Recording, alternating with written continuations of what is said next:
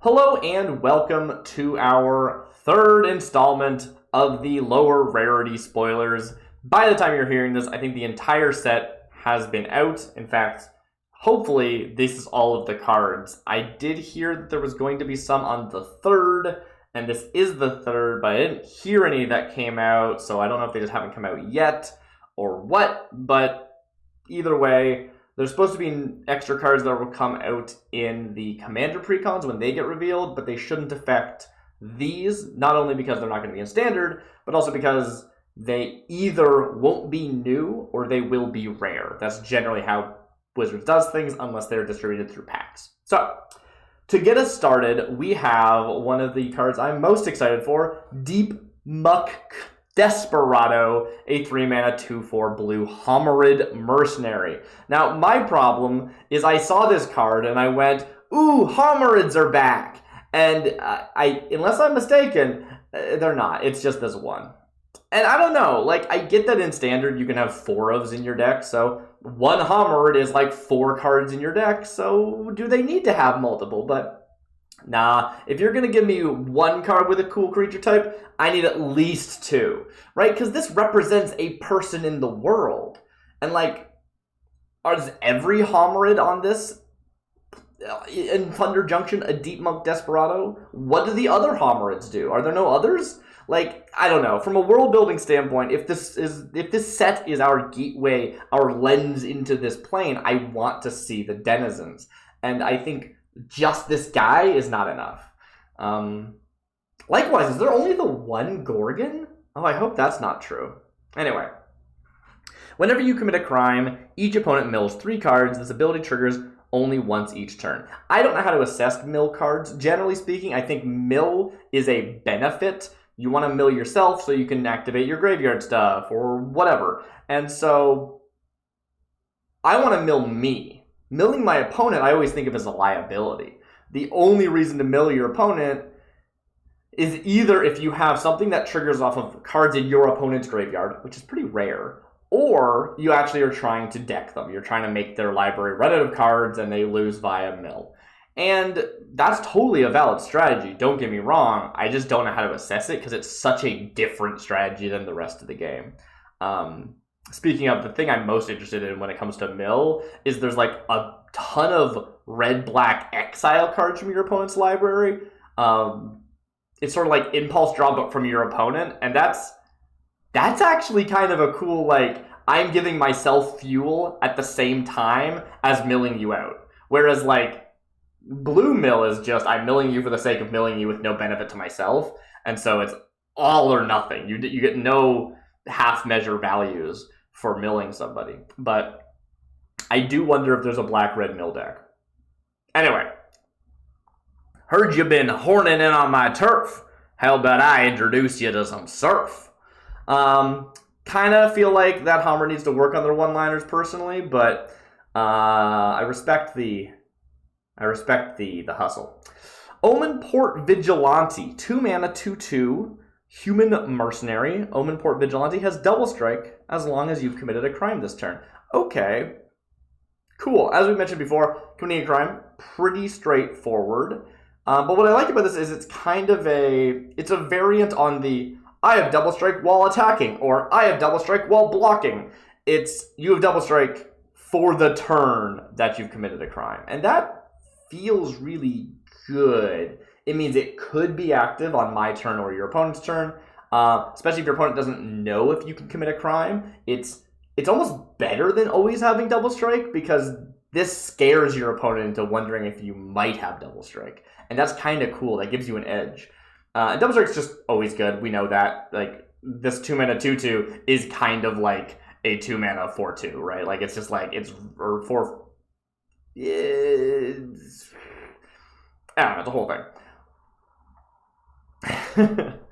And yeah, I think that there's always a ton of potential with double strike, so it's a scary card.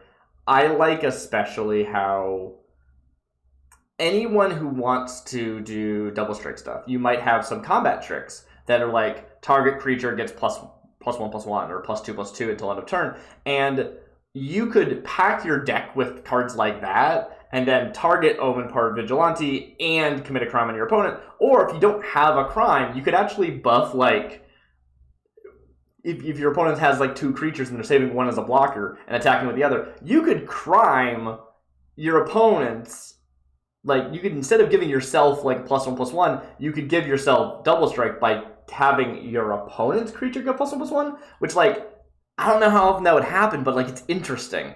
It's an option. Assuming that, you know, you have a spell that doesn't say +1/+1 to a creature you control.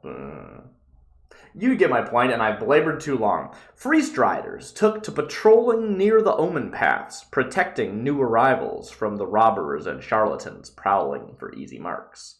Cool. So these are like, they call them Free Striders. So it sounds like these are like vigilantes in a weird way. Like, they are not a state-employed, like, state-funded, police force. They are people who are just trying to do the right thing because they have white mana in their veins. I don't know. Gila Courser is a 3-mana 4/2 lizard mount. Is this what we've been seeing people ride? Like, a lot of people have lizard mounts in the backgrounds of their shots, and I wasn't sure what, like, if we've seen the lizard mount that represents the lizards that are in the background of other creature shots. 3-mana 4/2. Okay. Lizard mount. Whenever Gila Courser attacks, while saddled, exile the top card of your library until end of your next turn. You may play that card. Saddle 1. This is boring. Yeah. If this thing, I don't know. Yeah, this is boring. If you got like +1/+1, that'd be something. But like, you got to saddle. Like, again, unless you have a benefit of saddling, I don't see a reason to do this. Just, it's gonna die. It's impulse draw. I'm bad at assessing impulse draw, to be fair, but And like, the mounts matter deck is like green-white, it looks like. I'm not sure how much red cares about mounts. Map the Frontier is a 4-mana green sorcery. Search your library for up to 2 basic land cards and or desert cards. Put them onto the battlefield, tapped, then shuffle. Cool. 4-mana, ramp 2, but it can choose a selection of basics or deserts. And if you have stuff that deserts matter, great. If you just have good deserts in your deck that are worth tutoring, then great. Otherwise, this is just kind of the normal card you would expect to see in any set, but with the set thing tacked on. Which I always like those cards. I think those cards are really good. They're just what you expect, plus they let you do the special thing that the set cares about, which is great.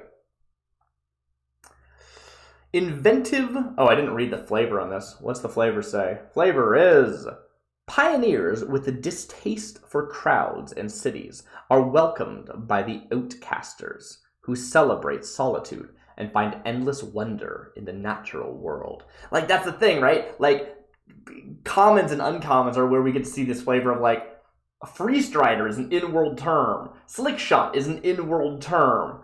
And now we're finding outcasters is an in-world term, which I guess just means, like, self-appointed rangers, kind of, in a way. Cool, I'm into it. Or maybe scouts. We see a lot of scouts in the set. I bet the scouts are considered outcasters. Yeah, that's cool. Inventive Wingspan. 3-mana 2/4. I am so low in this shot. I wish my... I need my camera to be further away from my face. Like, it's really hard. Anyway, Inventive Wingspan. 3-mana 2/4 Dwarf Artificer. Cool. At the beginning of your end step, if you haven't cast a spell from your hand this turn, and Inventive Wingspan doesn't have a flying counter on it, put a flying counter on it. So that could just keep dropping counters, but like, nobody wants to keep track of that, so they'd rather have an extra line of text.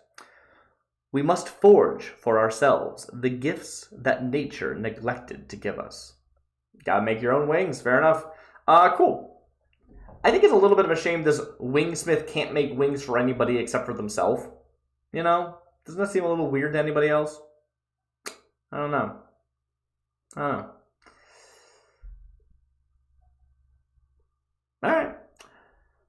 Oh yeah, I didn't actually assess if the card's good. 3 mana, 2/4. Beginning of your end step, it gains a flying counter. But it's the end step of if you haven't cast a spell from your hand this turn. If this had plot, it might be decent, right? But it doesn't. So you would play this on turn 3, and then on turn 4, it doesn't have a flying counter. And then you pass without playing any spells, and then it gains flying from then on. And so the first time you can swing with it with flying is on turn 5? Turn 5 for a 2/4? I think this is bad. Like, unless you have a way of casting this without casting it from your hand, or putting it into play without casting a spell, it just isn't going to get that flying counter for such a long time. And it's just a 2/4. Like, it's not interesting. I guess if you think of it as a blocker, right? Like, you play it on turn 3, then passes around to turn 4. On turn 4, you play a plotted card or something, so it didn't get cast from your hand. It gains the counter, and then it can start blocking on your opponent's turn 4, something like that. I could see that. Yeah. I think it's bad. Sterling Keykeeper, 2 mana, 2/2, white human mercenary. 2 mana tap target non-mount creature. Interesting, right? They can only arrest people. Sure. If you don't want to tell me where the stash is, you'd best start getting comfy in there. You just let me know when you've changed your mind. Yeah, it's actually kind of cool seeing the aesthetic of white-black in this set is we are the law, which means we're gonna really, really put people through bad conditions as best we can, right? And you can see they're mercenaries, right? This is the sheriff is a mercenary. They're someone who is paid to do their job, right? I think it's actually really fitting. It's very cool. But is this good? I don't know. Tapping things down can be quite powerful, and I always have a hard time assessing it. 2 mana sounds like a lot, but especially in limited, just saying you can't use that thing every single turn, right? Because you're not just stopping something from being able to block, you're also stopping something from being able to attack, right? You play this on turn 2, comes back to you on turn 3, you don't attack with it, you play something else, or maybe you don't. Maybe you have to leave your mana up. You tap down, spend 2, tap down whatever your opponent wanted to attack with. And it's attacks of 2 every turn, but you can sort of move it around, right? If you think about this as 2 mana, tap something down, it doesn't untap, cumulative upkeep 2, that potentially has use case, except for here you have the option of switching your target, or not paying, or whatever. Or when that thing dies, you can then switch. It's got value, definitely. Wanted Griffin. 4 mana, 3/2, white Griffin, has flying. When Wanted Griffin dies, create a 1/1 mercenary with the mercenary ability. Many a would-be captor has gotten close enough to count its feathers, only to be left behind with nothing but regret and a dangling rope. I don't know why there's just a cool griffin here, but I'm into it. I think that's great. Let's have more griffins. 4 mana, 3/2 flying is fine, but not exciting. It's just fine. And then it has the upside of when it dies, you get a 1/1.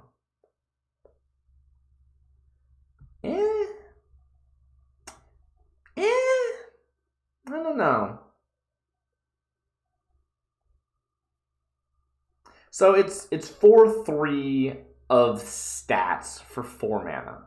That sounds bad on baseline. Then 3/2 of those stats have flying. I think this could be fine, but I don't think you're excited to play it. I think 4 mana is just too much.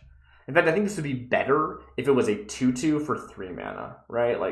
Lose 1 power and lose 1 mana, and this ends up becoming pretty okay. Failed Fording. 2 mana. Blue instant. Return target non-land permanent to its owner's hand. If you control a desert, surveil 1.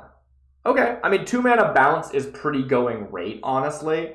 And that's a decent upside. I love surveilling because it puts cards into my graveyard.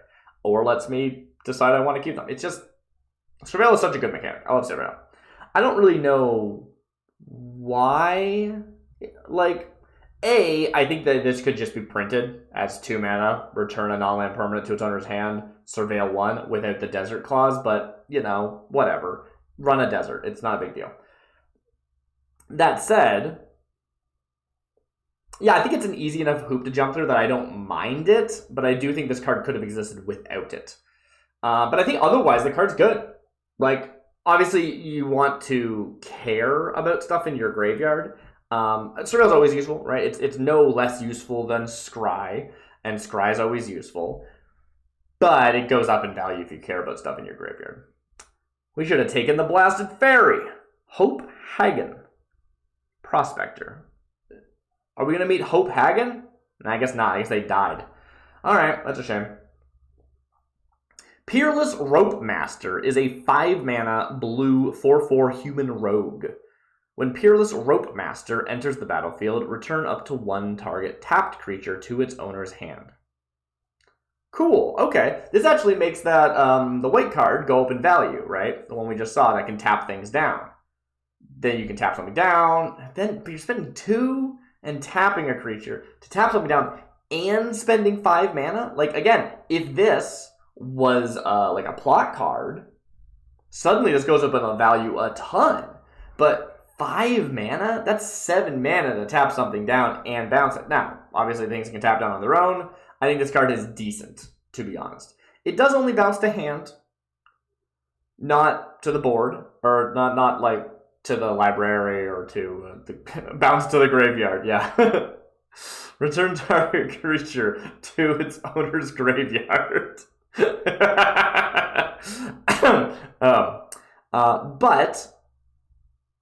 I think it's okay. Like, I think that there's always something to hit that's tapped. Like, if your opponent's attacking you, things are tapped. That said, you'd rather deal with them before they attack you, so yeah. But you get a 4/4. So if you hit like a 2/2 with this, the swing is basically 6/6 of stats for 5, which is fine. It's not good. It's fine. Yeah, I guess that's the thing. You could run this without the tap restriction, and I think it would be a fine card. With the tap restriction, it just narrows it enough to make it probably unplayable.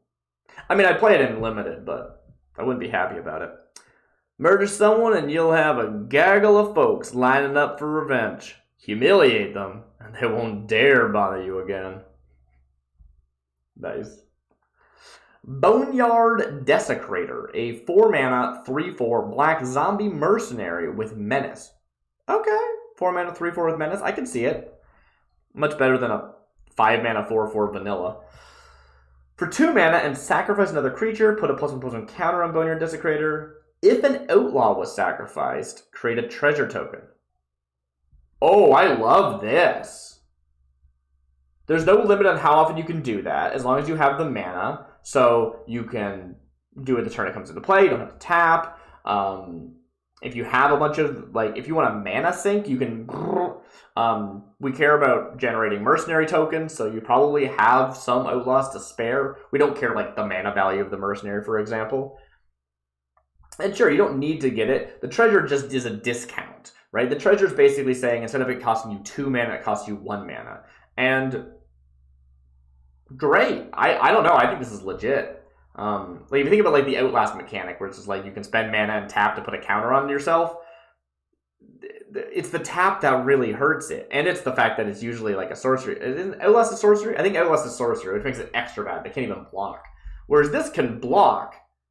You can block with this and a mercenary, sacrifice the mercenary, make this bigger. Ah, this card's beautiful. I love this card. It's never too late to start an afterlife of crime. Spring Splasher, 2 mana, 2/1, blue frog beast. Whenever Spring Splasher attacks, target creature defending player controls gets -3/-0 until end of turn. Minus attack, minus power is always something I have a hard time assessing because it never seems that good. It's not destroying something, and it's not furthering your own board. It's just kind of like, meh. But honestly, especially at like early game, that's going to completely... It's not going to stop things from being able to attack, but it's going to allow things to favorably, like, it's going to allow it to favorably attack. It kind of makes this a 2/4, right? As long as your opponent only has one defending creature, this is a 2/4 while attacking, which is, I mean, yes, this becoming a 2/4, like, if it gave itself +4 or +3 instead of it making something else have -3, it would probably be better. But not necessarily, right? If I have 2 attackers and you want to block my like 2/2 with a special ability more than you want to kill my 2/1 with Spring Splasher, and you only have, you know, a 3/3 blocker, you can't choose to block my 2/2 with a cool special ability because you can block it, but yeah, it doesn't have the power anymore. Which I think this has value. It just isn't advancing your board in a way that's super relevant. Like, if your opponent has a 2/2, they don't want to block your Spring Splasher because your Spring Splasher kills it and your Spring Splasher survives. But if they have a 2/3, yeah, they'll block your Spring Splasher, even though they're a 0/3 now, right? Like, you still didn't advance the game. You didn't advance the clock. You didn't actually deal damage. So, I don't know. I wonder how strong something needs to be. Like, how expensive does a card need to be for this to instead say, when this attacks, target creature defending player controls can't block this turn, right? Like, that is a significantly more powerful effect. How much would that pay? How much would you pay for that? It once escaped a cook's pot. Now it fears neither heat nor human. Rooftop Assassin. 4 mana, 2/2, black vampire assassin. It has flash, it has flying, and it's lifelink. Oh, that's cool. I was expecting to only see flash in blue or white in this set because it seems to be like a set, like the archetype for blue. Did I say blue or black? I said blue or white. It seems to be the set archetype for blue-white is flash and not casting cards from your hand on your turn. Not casting cards from your hand on your turn by way of flash and or plot is sort of the archetype I'm seeing in blue-white, which personally I'm very excited for. I think this is cool. I usually don't really like instant-based blue decks, but I do like flash. I think flash is fun. So, whatever. It has flash, it has flying, and it has lifelink. When Rooftop Assassin enters the battlefield, destroy target creature and opponent controls that was dealt damage this turn. Ah! Interesting. This is cool. So if you hold up your 4 mana and you cast this when your opponent attacks, you could block something. Right? You have a flying, lifelink, 2/2 blocker. At that point in the game, that might not be good enough, right? You're turn 4, they're probably swinging with a 3/3 or better. That's not a huge deal. But if you wait until after blocks, let's say, I don't know, you have a bunch of mercenary tokens, you're able to block 1 or 2 things, you chump block their 4/4, flash this in, you kill the 4/4. The question is, how good is a flying lifelink 2/2? And I don't know, it's pretty decent. Lifelink is strong. Lifelink adds up, and flying is strong. I don't think I'd mind a flash flying lifelink 2/2 for 4. I'd be a little bit disappointed to run that with no additional ability, but I wouldn't be the worst. I think that'd be fine. So if you don't have a good use of the flash in kill something, I think this card's still okay. So, yeah, I like it. I like this card a lot. Sneaking behind people, pedestrian. Explosive Derailment. I mean, there's like a train heist going on. 1 mana plus, instant spree. For +2, Explosive Derailment deals 4 damage to target creature, so that's 3 mana total. For +2, destroy target artifact. Ah, okay. So I do always appreciate a removal spell coupled with situational removal, right? So we can either spend 3 and kill a person, or we can spend 3 and kill an artifact, or, you know, if we need to, we can spend 5 and kill both, which seems really good. Seems really good. Like, it's just the way things are, right? Like, you gotta run some form of enchantment and some form of artifact removal, because you might just have one that completely ruins your day and there's nothing you can do about it. So you gotta have something that you can do about it. I didn't say that very well.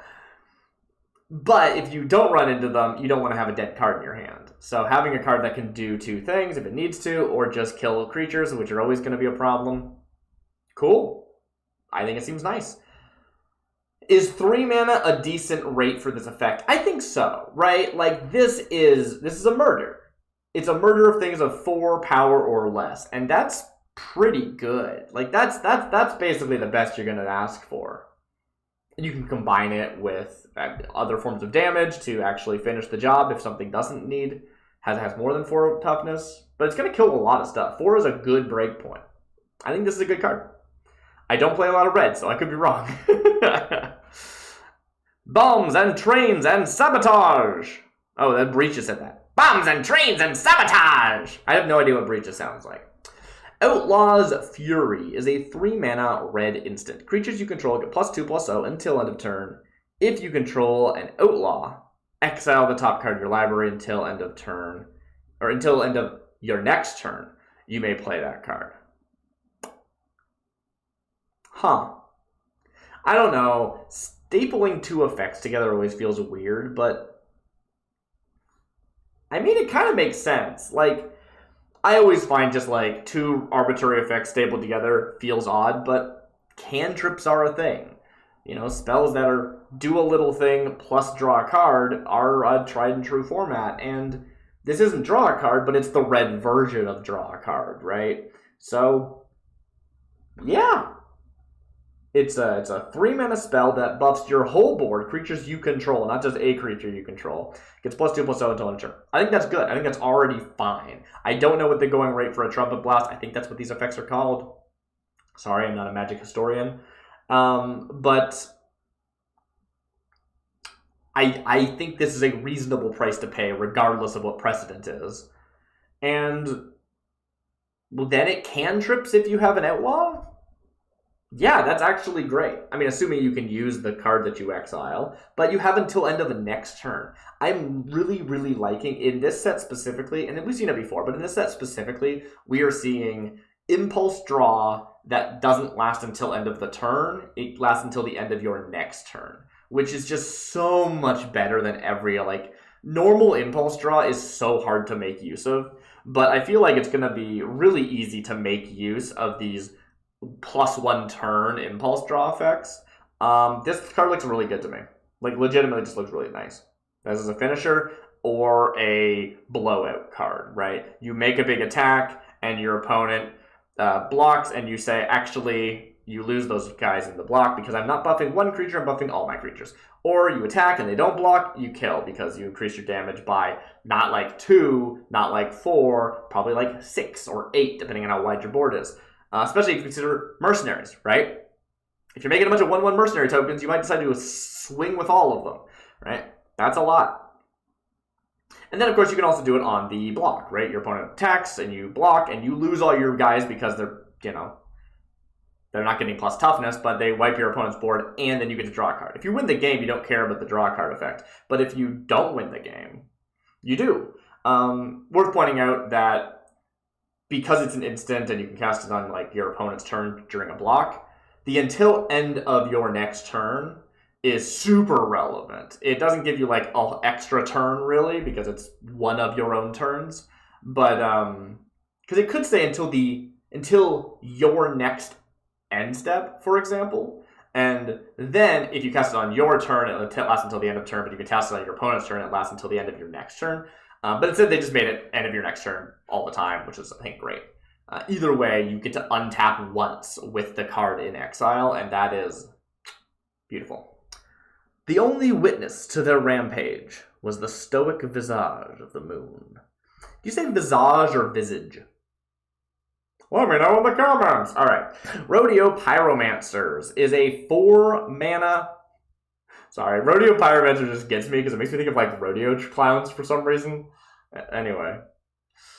If you know, you know. 4-mana, 3/4, red human mercenary. Whenever you cast your first spell, each turn add red, red. I actually super love this. 4 mana is a lot, to be fair. Like, that's pretty pricey. But, and if you compare it to, like, a mana dork, for example, it's 4 mana for a mana dork that taps for 2 is not great. But this is whenever you cast your first spell each turn. So if you are a let's spell sling, like a blue-red spell slinger deck, you play this for 4, maybe you have, 5, 6. Maybe, yeah, I mean, maybe you've got, you have 5 lands. You play this for 4. Then, on the next turn, you cast an instant for 1 red, you generate 2 more red, then you cast a 2-mana instant for the 2 red that you got. Awesome. So it's already done its thing without having to like wait a turn to untap. And then you come back to your next turn. What this really does is it triggers the 2 cards in a turn, right? If you want the cast your second spell in each turn trigger, if that's the thing you're trying to get, this is going to really, really help you get there.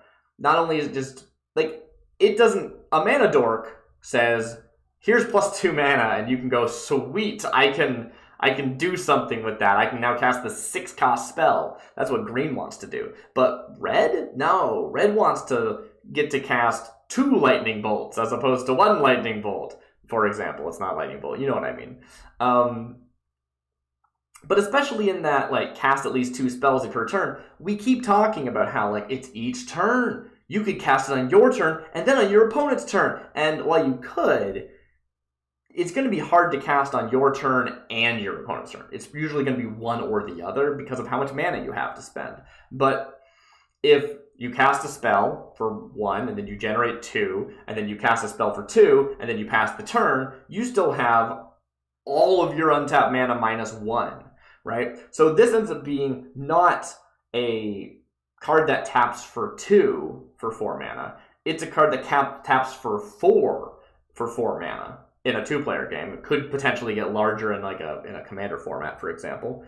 But I don't know, I just feel like there's so much potential here. It is expensive. It does need to stick. But it's a 3/4, it's a decent body, and it's a good blocker until it gets there. I think this card is super good. Maybe I'm overhyping it. I think it's definitely. I think I'm probably overhyping it. I don't mean it's the most broken card in the game or anything. I just think it's really, really solid, and I just like it. I just think it does the job it's trying to do well. That's what I mean to say, right? It is helping you facilitate that thing. If you want to cast, because it doesn't help you cast 1 big spell. It helps you cast 2 little spells. That's it. That's the whole bit. I went on too long. My citizens throw good money at them. And for what? Cheap tricks and collateral damage? Damnable slickshot charlatans. Baron Bertram Greywater. Reach for the sky. 4 mana, green, enchantment aura. Flash. Ooh, a flash enchantment. I love a flash enchantment. Enchant creature. Enchanted creature gets +3/+2 and has reach. Oh. When Reach for the Sky is put into a graveyard from the battlefield, draw a card. I love this. This is great. If this was an instant, 4 mana, give something +3/+2 until end of turn and have reach, draw a card, would I like that? That's a great question. Would I like that? I don't think so. 4 mana is a lot for just until end of turn. But I like this a ton. Like, flash enchantments are so easy to overlook, right? I think this is especially good in I've got 4 mana, and it's my turn. I'm going to attack you. You don't block, or maybe you do block, and I get the extra toughness, yay. Whatever. I say, cool, I'm coming through, I'm going to flash in, reach for the sky. this thing, also maybe it has vigilance. Maybe you're attacking with a vigilance creature. Let's say that. You attack with like a vigilance 2/2, and your opponent's like, sure, whatever, you can go through, it's fine. You flash this in, now it's a 5/4. It hits for 5, and you can then block with it with reach. Cool, very cool. When this card dies, you draw a card. Great. We love drawing a card. Like I said, you can always just draw a card on the any spell, and it doesn't seem too weird. It's funny that it took me a second to find Outlaws Fury feel odd. Outlaws Fury felt very weird to my brain, because I'm like, that's such a complicated effect to just be tacked on for no reason. But it's not. It's draw a card. It's just the red card that does so. It's the red effect. For the red version, that's the one. But no, I actually quite like this. I think 4 mana is totally reasonable for an effect like this. Yes, could I have cast a 4/4 for 4? Yeah, totally, but it probably wouldn't have had flash. and consolidating that power into one creature is probably worth more. And it wasn't going to draw you a card when it dies. No, this card's good. Like, if you imagine this as a creature, a 3/2 flash creature that draws a card when it dies with reach, that is nice. And yes, if you don't have a body, you can't cast Reach for the Sky. So in some situations, it's worse than it just being a 3/2 with Reach and Flash and draw a card when it dies. But I think in most situations, it's better than a 3/2 Flash with Reach and Voracious Varmint. Oh! Sorry, I didn't see this card before. There's a card that makes varmint tokens. I think we talked about it last time. I didn't know they actually printed a varmint. Oh, that's so cool. I'm going to click on this card because I want to see how it looks. Because I saw the varmints on the other card. The instant or sorcery or whatever it was. Maybe an enchantment, I don't remember. But that's dynamite. Okay, so this is quite small, but we're really close on it, so it looks huge. I was like, that's a big varmint. But no, it's actually pretty small. Looks like it's the same design. They're way more badgery than I was expecting. It's so weird they made them their own creature type. I'm glad they made a varmint card. It justifies that other card that makes varmint tokens, but it is weird. Hey, it's a vigilance 2/2. Goes with that card we were just talking about. Reach for the Sky. Huh. But, like, I feel like in any other set, it's just a beast. They're just like, yeah, it's a varmint. And I think that's cool. I think it's fun to be flavorful. Don't get me wrong. It's just... That's the problem with creature type synergy, is that anytime something doesn't line up, it feels a little bit of a missed opportunity. Like, do you remember how they made a fish mute? Like, they made a, Vidalcan fish? Instead of making them a merfolk? That was so weird. I'm glad they did it, because fish are way cooler than merfolk, in my opinion. But it was weird. Sorry, that's a different set. If you missed it, that was in Markov Manor. I think the Commander Precons was one of the Precon Commander was. I am off on a tangent. What does this do? It's a 2-mana 2/2 with Vigilance, and then you can spend 1 and sacrifice Voracious Varmint to destroy target artifact or enchantment. Seems good, right? It's always good to run artifact removal, enchantment removal. This is a decent version of that. And until then, it's a 2/2 with Vigilance, which is a decent stat line. I honestly think this especially goes well with Reach for the Sky. I know I already said that, but the fact that you can attack with this, and if your opponents decide to block it, you can flash in Reach for the Sky. It becomes a 5/4, and if it survives the block and still has that 5/4 to block with the following turn, or they don't block, and you hit face for 5, and then you have a 5/4 blocking. Like, Vigilance is just a super useful mechanic. I think it's really, really easily underrated. A varmint's diet consists of anything it can fit into its mouth, and a surprising number of things it can't. Alright, Oasis... Oh, I shouldn't say. That was Doc Oriok, which I recognize that name, but I don't think we've seen in cards. I do think they're from an uncommon, so I won't talk about them much. If we don't see them, I will talk about them later. Oasis Gardener, 3 mana, 2/2 Scarecrow. Always nice to see a Scarecrow. I think... Wait, no, that was the flavor text. When Oasis Gardener enters the battlefield, you gain 2 life. Fine. Tap, add 1 mana of any color. Huh. It's like a manalith you can kill and has summoning sickness, but gains you 2 life. This seems bad. Am I wrong? This seems bad. Artifact creature, Scarecrow. Scarecrow is such a weird creature type. Like, it's not every Scarecrow is a creature Scarecrow thing. It's like, it's the idea of maliciously, spiritually enchanted or magicked Scarecrows, which is just a thing across, like, all planes in the multiverse. Not all planes have it, but you know what I'm saying. But I think there are actually a couple of Scarecrows that are just Scarecrows. They're like walls. They're Scarecrows with defenders, and they're creatures, but like a wall. They're not like alive. But they still count as Scarecrows for Scarecrow synergy. I think the blasted thing's actually attracting more birds, but all the same, the gardens never looked better. J. Marigold, Homesteader. Have we met J. Marigold? It sounds familiar, but I'm not sure. Bucolic Ranch. Ooh, it's a desert land. Bucolic Ranch is a desert. Tap to add colorless. Tap, add 1 mana of any color. Spend this mana only to cast mounts. Cool. 3 tap, look at the top card of your library. If it's a mount, reveal it and put it into your hand. If you don't put it into your hand, you may put it on the bottom of your library. So, what is this? This is tap to add colorless. Fine. It doesn't enter tap, so that's great. Add mana of any color to cast mounts, which is, we saw a card that cared about, it was built like this for vehicles in Kamigawa, Mech Bay Hangar or something. So, it reminds me of that. But that one had an ability that lets you crew a vehicle without having to tap any creatures. You tap the land and spend mana instead, which is cool. This basically lets you scry. It's 3 mana tap to scry. Now, of course, you're tapping a land. The land could have produced 1 mana, so it's effectively 4 mana scry. It's 4 mana scry, do this once per turn, and you can't activate this card anymore, right?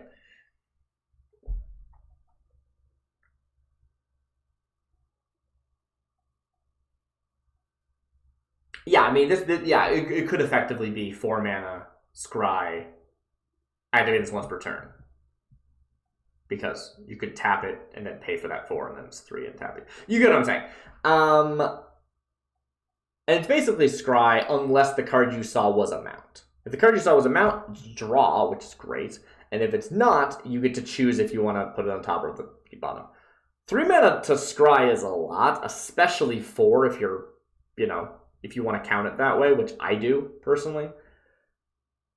But if you have a lot of mounts, maybe it's worth it to you, especially late game, right? Like, the thing about effects like this is they're not supposed to be efficient. They're supposed to be mana sinks for the end of the game or the middle of the game when you run out of fuel in your hand and you're like, I have 1 card in my hand and I've got 5 lands and it only costs 2, so I might as well look at the top card of my deck with Bucolic Ranch. Maybe it'll be something better than the card in my hand. Of course, in that scenario I just painted, you'd have to tap 3 of your lands and Bucolic Ranch. You'd only have 1 mana left. Like, you need more than 5 lands for this to really be relevant, I would say.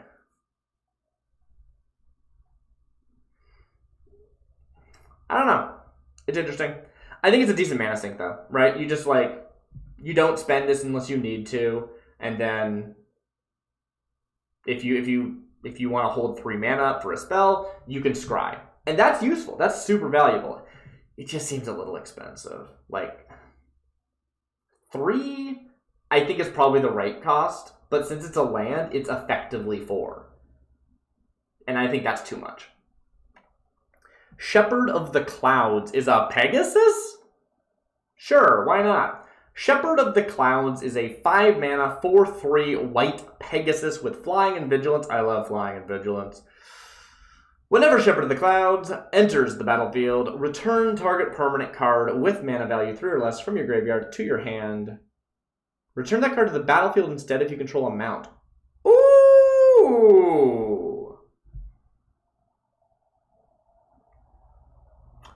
I like this. 5 mana is a lot, to be fair.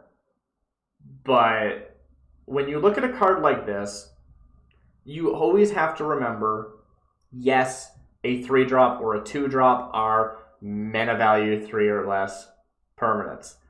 But so are lands.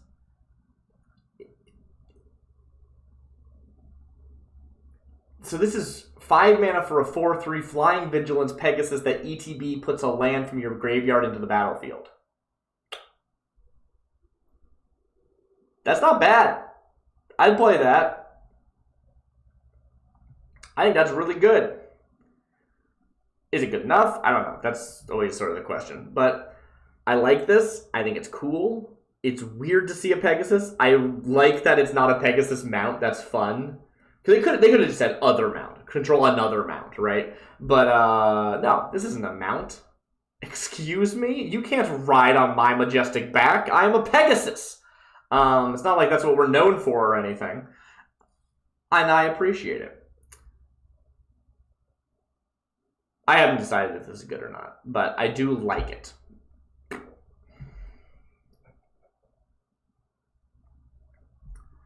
Full steam ahead. Did I actually read the flavor here? I didn't. It catches those who are not ready to fall. Sure. Gotcha.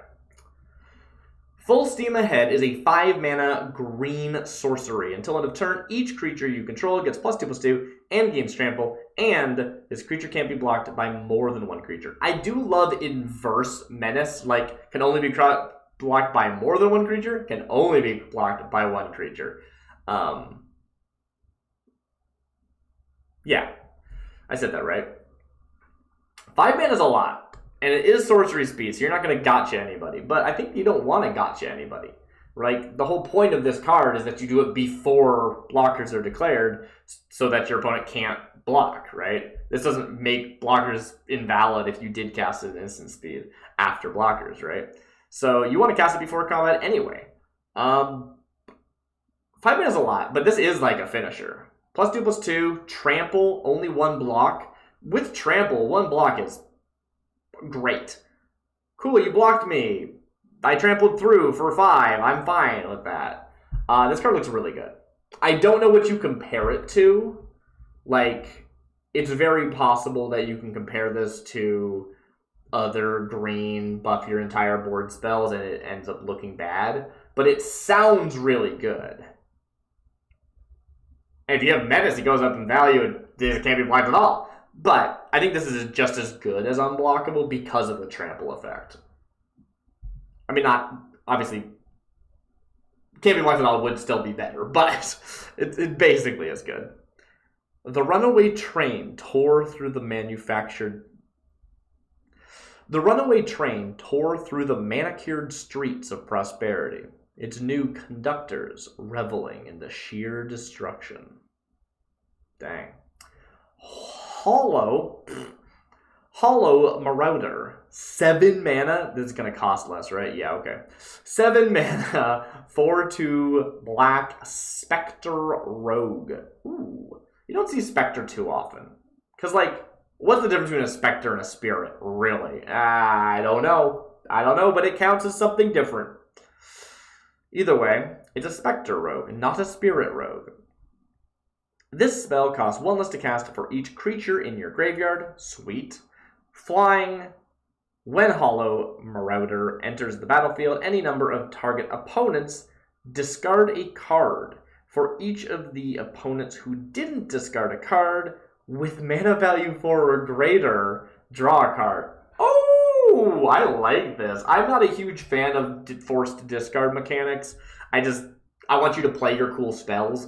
I'll then murder them, don't get me wrong, but I want you to get to play them. And, yeah, this, though, hey, discard a card. If it's not 4 or greater mana value, I will draw. So, if your opponent's hellbent, you just draw. If they're not hellbent, they discard their card. The worst card in their hand probably is less than 4 mana value. Not necessarily. They might be like, this is a huge, big thing I'm never going to play. let's get rid of that. But this is not coming down on turn 2, right? This is coming down, this is like a mid-rangey thing. You play like turn 2, you're going to play something that mills you like 3, let's say. If each of those was a creature, suddenly this now costs 4 instead of 7. Yeah, I can see that. I can see this coming down about, like, maybe the amount you expect to pay for this is 4 mana. If you're spending 4 mana on this, on turn 4, which I think seems reasonable, it's a 4/2 with flying that draws you a card. If you're lucky, it draws you a card and forces your opponent to discard a card. So from a card advantage standpoint, it is drawing you 2. And even if they discard something of 4 or greater, it is card advantage-wise still drawing you a card, right? And that seems pretty good. Obviously, it goes up in value with more opponents. I think that in like a commander game, you play this and all 3 opponents discard something small. Not because they, like, I mean, yes, in commander, we love our really high expensive cards. So probably people will have an expensive card. Honestly, if this makes someone discard a Gulta, I'm okay with it. Trash the Town is a 1 mana instant with Spree. Apologies. I was slipping down. Trash the Town is a 1 mana green instant with Spree. For +2, put 2 +1/+1 counters on target creature. Fine. For +1, target creature gains trample until end of turn. Oh, this is instant. For +1, until end of turn, target creature gains whenever this creature deals combat damage to a player. Draw 2 cards. Ooh, that's good. Okay, so let's go through this in order. You have a creature in play. You attack with it. Your opponent chooses not to block. You may spend 2 mana and just draw 2 cards because they've already not blocked. They get in for the 2 damage. Green 2 mana draw 2 is pretty good. In fact, 2 mana draw 2 in any color is pretty good. And I kind of like this as a condition. Like, I would like to see this more, actually. Right? If we think about, like, to draw 2 in black, you sacrifice something. Having the draw 2 condition in green be a creature you control dealt combat damage to a player this turn feels right? Like, what is the additional cost of a black is sacrifice. The additional cost of a green is get in with 2 damage or get in with damage. Like, that feels right. You can also spend 3 mana to get +2/+2, which is nice. It's going to give you +2 damage that turn. And then also give you, it stays 2/2, which is great. It's not like it's only power, for example. So that's going to stick around and be useful later in the game. The alternative is that, I should say, 4 mana, you get the +2, and you draw the 2 cards. Still probably good. 4 mana draw 2 is still okay in green. But then you've got the, no, I attack and you block. Let's say I'm using that Varmint from before. 2 mana, 2/2, Vigilance, we attack. It's not turn 2, it's turn 3, let's say. I have 3 mana up. I can either make my 2/2 into 4/4, kill your 2/2 or 3/3 that blocked, and I survive. Sweet. Or you decide not to attack block. I use the other mode, get the 3 get to draw 2. Same as before. That doesn't change anything. But the middle mode, gaining trample, cool. Gaining trample can just be a win con. I got a 10/10 and you've got a bunch of 1/1s. You block with one of your 1/1s. Instant speed, it's now trample. I swing in for 9 damage and win the game. Cool, awesome, great, we love that. But, obviously, they combine into this big spell that can... You got your 2/2, they're blocking with the 3/3. You spend 3 mana to put 2 counters on it. You spend an extra one for 4 mana to give it trample. Now 1 damage is getting through. And then you spend an extra mana, 5 damage, you draw 2 cards. 5 damage, 5 mana. So for 5 mana, what you've done is you have made your 2/2, kill your opponent's 3/3, done 1 damage to face, and drawn 2 cards. Now, everything has to line up for that to work, but that's what makes Spree really good, right? If this was 5 mana to do that, you'd be like, when is that ever going to come up? But it doesn't have to come up. It's just available if it does. And that is awesome, actually. That's so cool. I like this card a lot. Boombox is a 2 mana artifact. For 6 mana and tap, sacrifice Boombox, destroy up to 1 target artifact, up to 1 target creature, and up to 1 target land. What?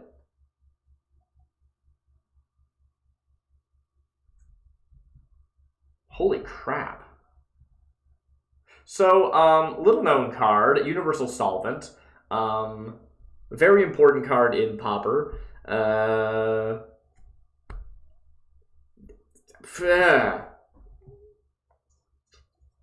That's 1 mana for an artifact that you can then spend 7 mana and crack to blow up anything.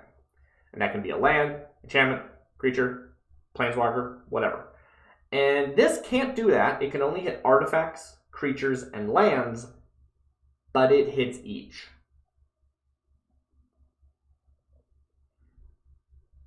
And it's only 6. Sure, it's the same total mana, but, you know, you tempo out your Universal Solvent on 1 when you had nothing better to do, and then you have to wait until turn 7 to actually crack it. It's really hard. 6 mana makes that much simpler, even though it's same total value. I think it's better in most situations. It might be harder to weave in 2 mana than 1 mana, but you'll get there.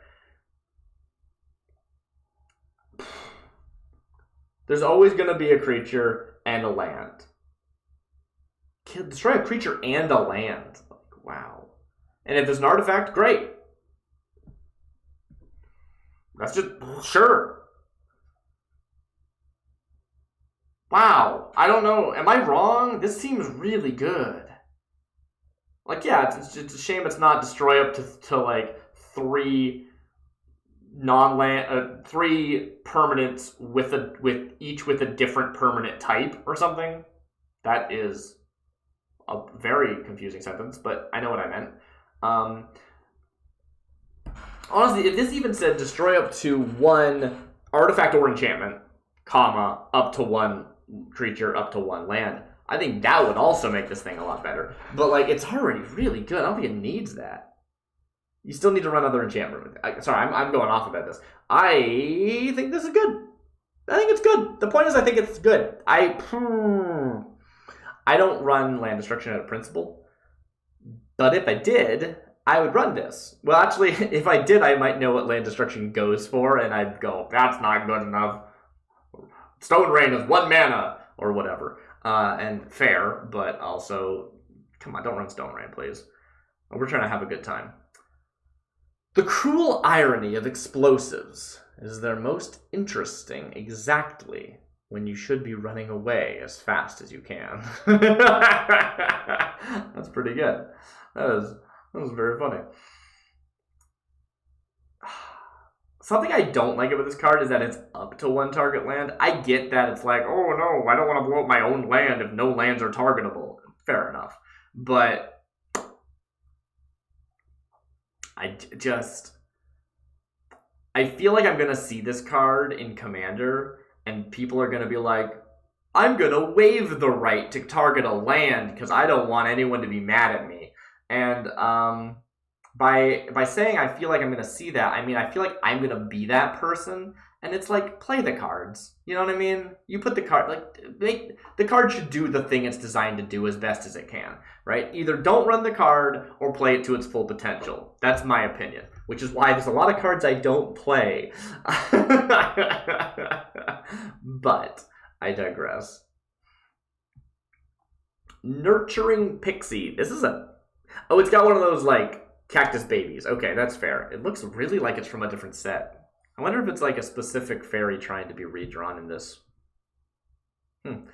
Nurturing Fairy is a 1 mana, 1/1 white fairy rogue. It has flying, and when Nurturing Pixie enters the battlefield, return up to 1 target non-fairy, non-land permanent you control to its owner's hand. Okay. If a permanent was returned this way, put a +1/+1 counter on Nurturing Pixie. I like this. yeah, oftentimes, like, bouncing stuff to your hand is its own reward. Technically, there's like combos you can do with that. It's super valuable in certain situations, but it's really fringe, especially without flash. Generally, with like you can flash something in and save something, or like it blocks and then you have it go back to your hand so it doesn't die. Since you need to recast the creature, it ends up being, or whatever it was, it can be hard for it to feel relevant. You just would have rather flicker it instead of bouncing into your hand. But here, you're at least getting some extra value by making this 1-mana 2/2 flyer. Like, that's pretty good.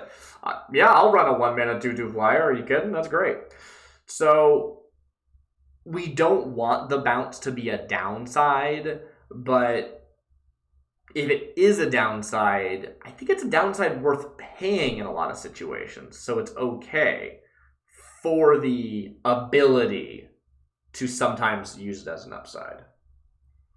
Count yourself lucky. Count yourself lucky I came upon you. This is not a world of second chances. I feel like that's a reference to something. Is there like a fairy card about second chances? Raucous Entertainer. Oh, wow. I'm going to analyze this picture later. Raucous Entertainer is a 2-mana green 2/2 plant bard. For 1 mana and tap, put a +1/+1 counter on each creature you control that entered the battlefield this turn. Ooh. Interesting.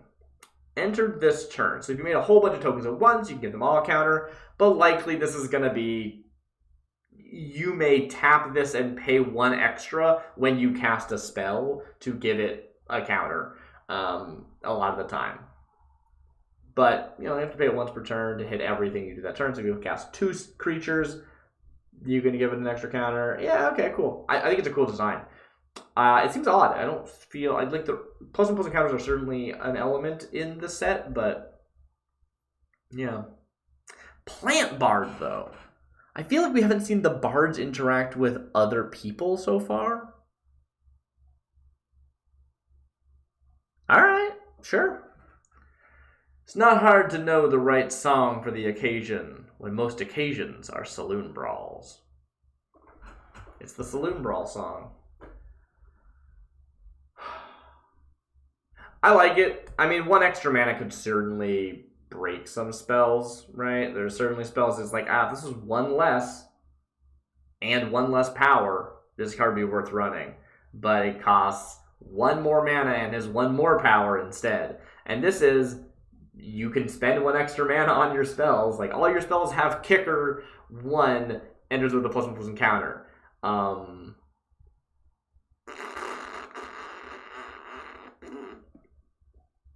Honestly, it sounds really good, but it's all about the breakpoints. Ferocification. 3 mana. At the beginning of combat on your turn, choose 1. Target creature you control gets +2/+0 until end of turn. Target creature you control gains menace and haste until end of turn. Is this new? This feels old. Is this a reprint? I don't think I felt... It's not? Wow. Okay. It feels like a reprint, right? It's so generic. It's just like, they're ferocious now. Like, okay. It seems fine. 3 mana, it's enchantment. +2/+0. Wait, it's an enchantment? At the beginning of combat on your turn, choose 1. Oh. I thought it was an instant.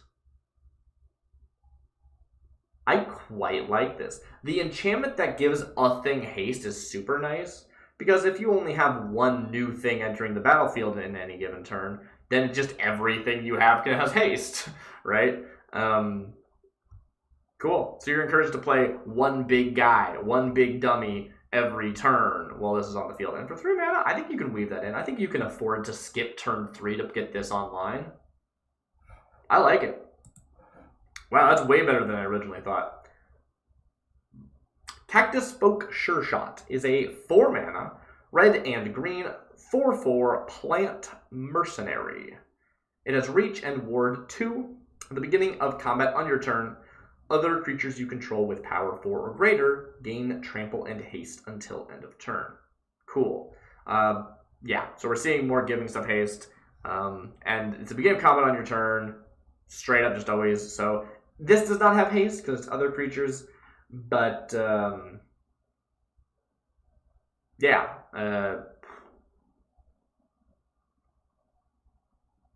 You play this on turn 4. On turn 5, you play a 4/4 or bigger. It has haste and it has trample, and then it just keeps giving trample out as long as it's around, and it has word too, so it's going to be really sticky, hard to get rid of. This card seems legit. Like, there's going to be a big stuff matters deck in red-green. That seems like their sort of general theme of the set. Seems legit. Seems really good. Yeah. Nothing else to say about that. Mystical Tether is a 3-mana white enchantment. You may cast Mystical Tether as though it had flash if you pay 2 more to cast it. So it's either 3 or 5. When Mystical Tether enters the battlefield, exile target artifact or creature an opponent controls until Mystical Tether leaves the battlefield. Interesting. So it's a 3-mana O-Ring. Just pop, get rid of something. But it can also hit artifacts, which is relevant. So oftentimes they can only hit creatures. And you may choose to spend 5 mana to flash it in. And that's right. Like, we've seen the blue-white archetype is casting spells on other people's turns matters. So you hold up 5. Maybe you're holding up 5 to play some fancy weird spell interaction, and then your opponent ends up playing something really scary, and you go, no, I can't allow that, actually. Flash this in for 5, exile it, beauty. Beauty. They never get a chance. Or they, like, attack with something huge, and you're like, no blocks. And they're like, sweet, I'm going to buff this thing to, like, I'm just going to, you know, maybe they cast that Reach for the Sky, and it gets +3/+2 and Reach, and you're like, okay, before damage, flash this in, it's gone, cool. And I think that could happen because you are able to be holding up 5 mana in that deck. That deck is designed to not cast spells on its turn. Cool. Checks out for me. Kellen had no plan. He simply poured his focus into the train and willed it to stop. You stopped that whole... Wow. Dang! Blood Hustler. 2 mana, 1/1, black vampire rogue. Whenever you commit a crime, put a +1/+1 counter on Blood Hustler. This ability triggers only once each turn. Cool. They need to, like, keyword that or something, right? Like, I don't know how they would do it because, like, permanents have keywords. Abilities don't have keywords, right? But, yeah. I don't know. Especially with the commit a crime where a lot of them is once per turn, but not all of them, that's going to get people. It super is. Cool, it gets a +1/+1 counter. Anything that grows is good. So you spend 2 on this. Maybe you have a free crime somewhere. So, and basically a 2/2 the first turn. Then you, I don't know, play one of those lands that pings somebody on turn 3. So now it's a 3/3 already. Yeah, no, I see this as being pretty strong. Additionally, 4 mana, target opponent loses life, you gain life. Okay, that just seems like an arbitrary additional ability. I think it'll be good. People will appreciate having it, but, like, it has nothing to do with the rest of the card. Oh, it's a crime. Right, it's a crime. Got it. Never mind, sorry. This is like when you see a card that's like, whenever you roll a die, spend 5 mana, roll a die. And you're like, what? For no benefit? They're like, that's correct. You don't want to do that, but you can. I don't think 4 mana for Drain is the worst thing. If you have, like, again, mana sinks are important. It lets you hold up mana without it being a total loss. You mitigate that loss. But in this case, you're not just doing that. You're also adding a counter to Blood Hustler, right? As long as you haven't committed a crime in a turn that you activate its ability, it's 4 mana, get a +1/+1 counter, and drain your opponent for 1. I think that's pretty okay. Bounding Felidar. 6 mana, 4/7, Cat Beast Mount. So I do love seeing the Felidar. Felidar are from a plane that I have forgotten the name of, and I'm not going to embarrass myself by getting it wrong. But I think it's Zendikar. And and in a previous video of mine, I talk about how Felidar is a place, but no, Felidar is the name of the species of cat beast, right? The reason it's a cat beast is because it's like a weird cat creature called a Felidar, which has cat-like elements, but it's not just a cat, it's a cat beast. So that's cool. Weird that this is a mount. Who's riding that Felidar? It doesn't need, like, most of the mounts in this set have saddles, you know? And I don't see a saddle, which is fine. That's not, I'm not saying. It's just like, that Pegasus is like, don't sit on my back, fool. But the Felidar? You'd be hard-pressed to get on a Felidar's back, I think. Whenever Bounding Felidar attacks while saddled, put a +1/+1 counter on each other creature you control. You gain a life for each of those creatures. I don't think it needed to give you a life for each of those creatures. I think it could have just done its thing, but I am into it. This card seems good. It needs to attack, but it's a 4/7, so even if it gets blocked, it's probably not going to die. And it doesn't need to deal combat damage. It just needs to attack. So I think that's really nice. Happens before combat, before damage, so you do get to put counters on all your other things that are attacking the same turn, which is rad. It's each other creature you control, not each other attacking creature. So, you know, the creature that saddled this, for example, still gets the bonus. Love that for when this is, you know, dies and you don't want to be saddling anymore. It is 6 mana though. Like, this is a card that is pretty dang strong. I think this card's very strong. I also think I'd rather see it as like 4 white. Wait, no, this is 7. This is 6 mana?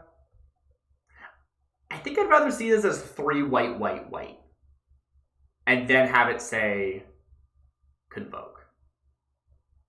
I mean, Convoke's not in this set, but this feels like a Convoke card to me. You just gotta...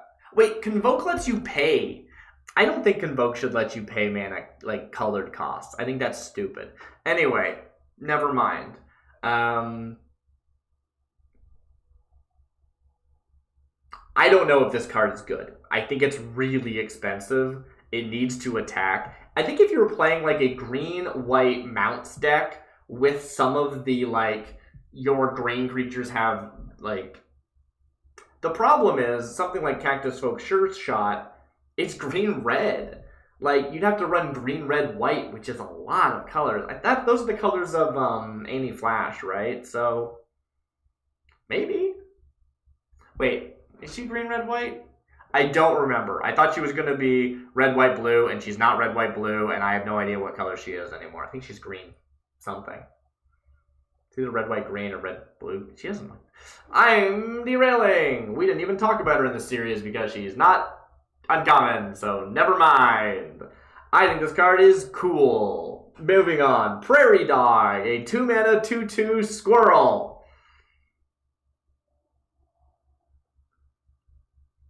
Why is it a squirrel? Why is it a squirrel, huh? Okay. Prairie Dog, I get that it's not a dog, but it's not a squirrel. You made a new type for possum, armadillo, coyote. There's so many new types in this set, and you call a prairie dog a squirrel? I don't know why this annoys me so much, but it's not a squirrel. It's closer to an otter. Okay. 2/2, it's not an otter. Don't. I feel like someone's gonna get mad at me for calling it an otter. It's not an otter. 2-mana 2/2 white squirrel with lifelink. It's not even like white is the squirrel colors in Bloomburrow and they were seeding it for the future. Like, there's no reason this is a squirrel. Sorry. Prairie Dog is a 2-mana 2/2 white squirrel. It has lifelink. At the beginning of your end step, if you haven't cast a spell from your hand this turn, put a +1/+1 counter on Prairie Dog. Sweet. I'm super into this archetype. 5 mana until end of turn. If you would put 1 or more +1/+1 counters on the creature you control, put that many +1 +1/+1 counters on it instead. So, 2 mana for a 2/2. It has lifelink, so that's important. Don't forget about that. You play it for 2. You pass the end of the turn. Comes back to you again. You pass your turn. You don't play anything. Maybe you plot a card. Or maybe you cast a plotted card. Whatever. Then you move to the next turn. At the end of that turn, it's a 3/3 now. Wow. So it's always kind of behind the curve. It is going to keep growing itself as long as you can keep casting spells not from your hand. The thing is, because this doesn't have plot, and I think this could have plot, the sort of like digging up through the ground, or maybe flash, if this like dug up through the soil, I honestly, if this had flash instead of lifelink, I'd like it better. That's me. Lifelink's good. I think lifelink is useful, but ideally you don't want to run any cards that have to be cast on your turn in this archetype, right? Because they're going to get in the way of activating triggers like this. Now, it has this other ability where you can hold up mana and say, okay, I'm holding up mana to cast my big spell on your turn. Yeah, I'll just spend 5 into this ability.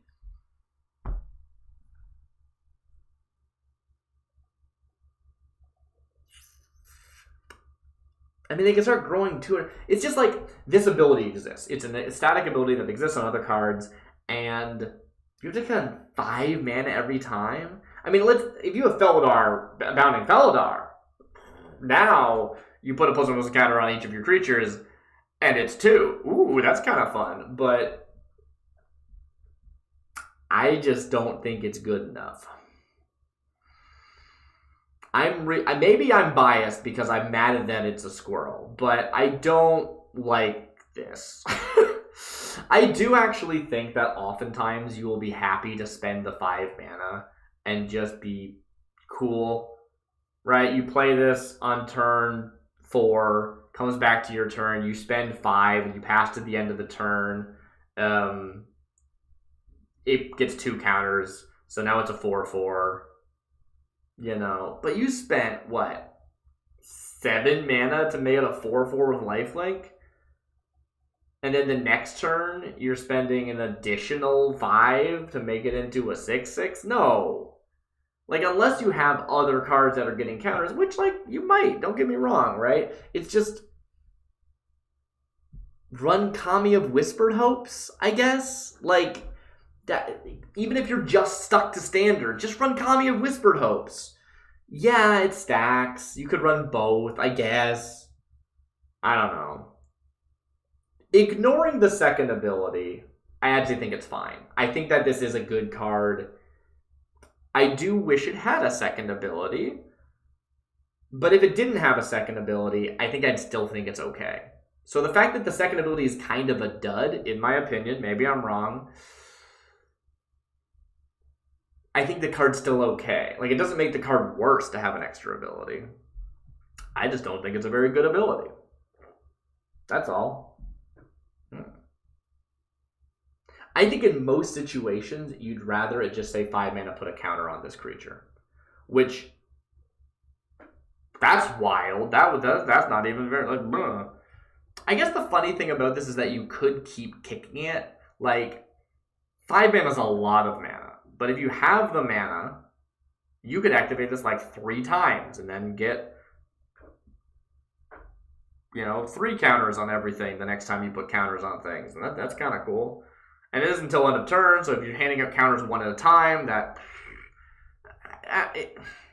the ability is good. The cost is bad. All right, moving on.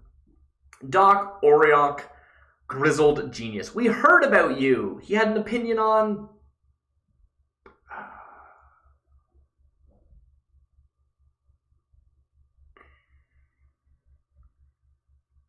varmints. He had an opinion on varmints. Anyway, Doc Oriok, Grizzled Genius is a 2 mana, green, blue, 2/3 druid bear. This is like the kind of spell I'd design.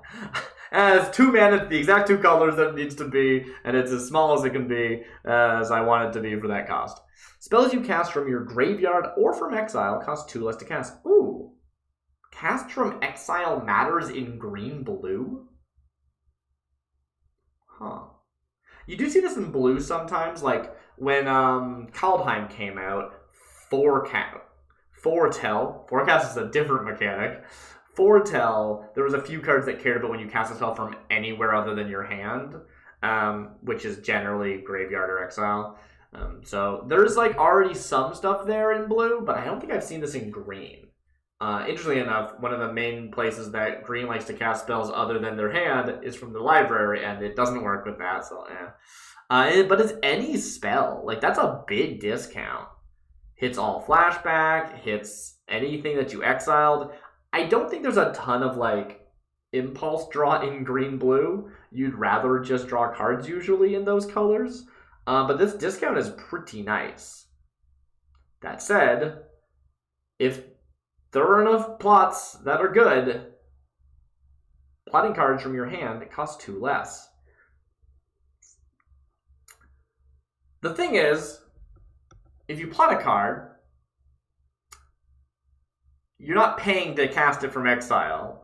So it's not like you're double dipping there. It's not like, oh, sweet, I'm going to spend this mana to cast it from my hand for 2 less, and then also I get the discount when I cast it. Like, no, it's already free. So plotting cards from your hand, it basically is just saying spells you cast from graveyard or from exile cost 2 less, and this includes the plot cost, right? Because you've already upfront paid those costs, so we want to make sure that you're getting it. It doesn't actually synergize in addition to the second ability.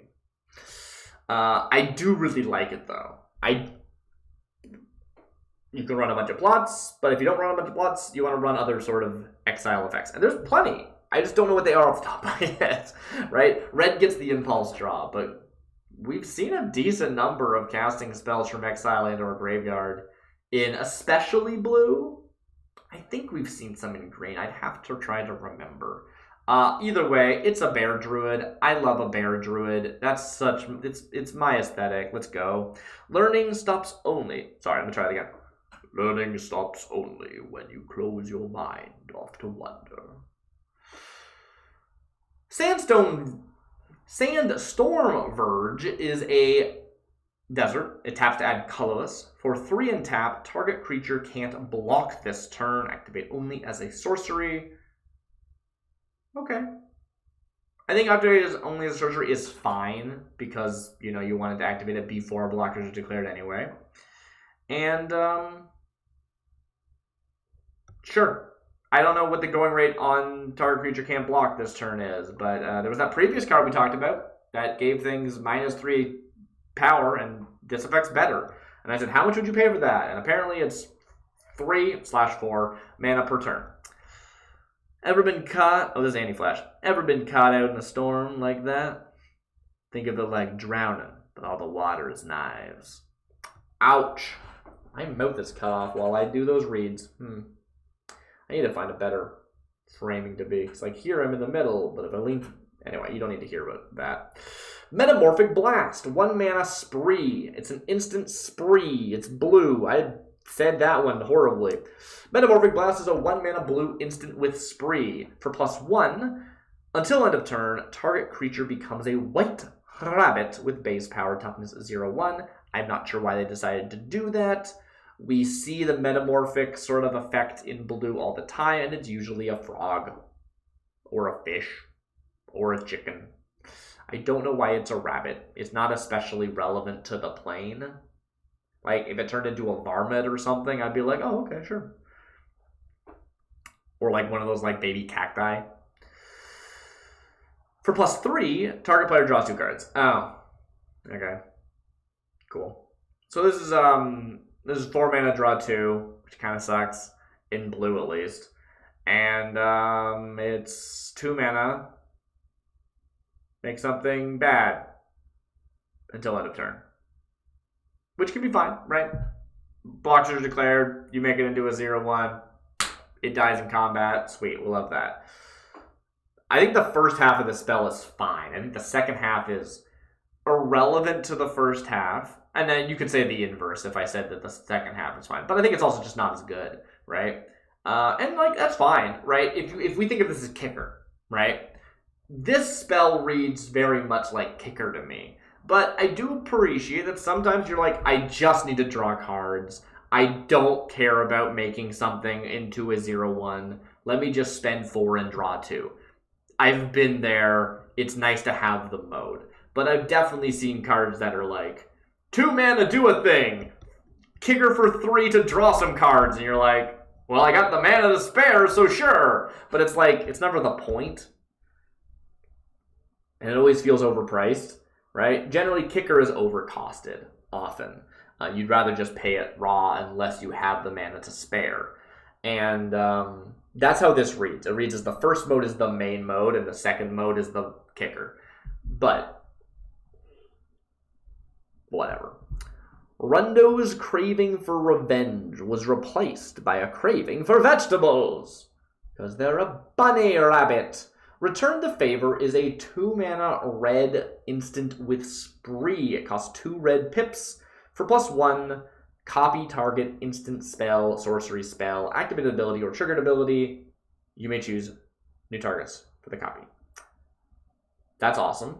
We love being able to copy things. And for +1, change the target of the spell or ability with a single target.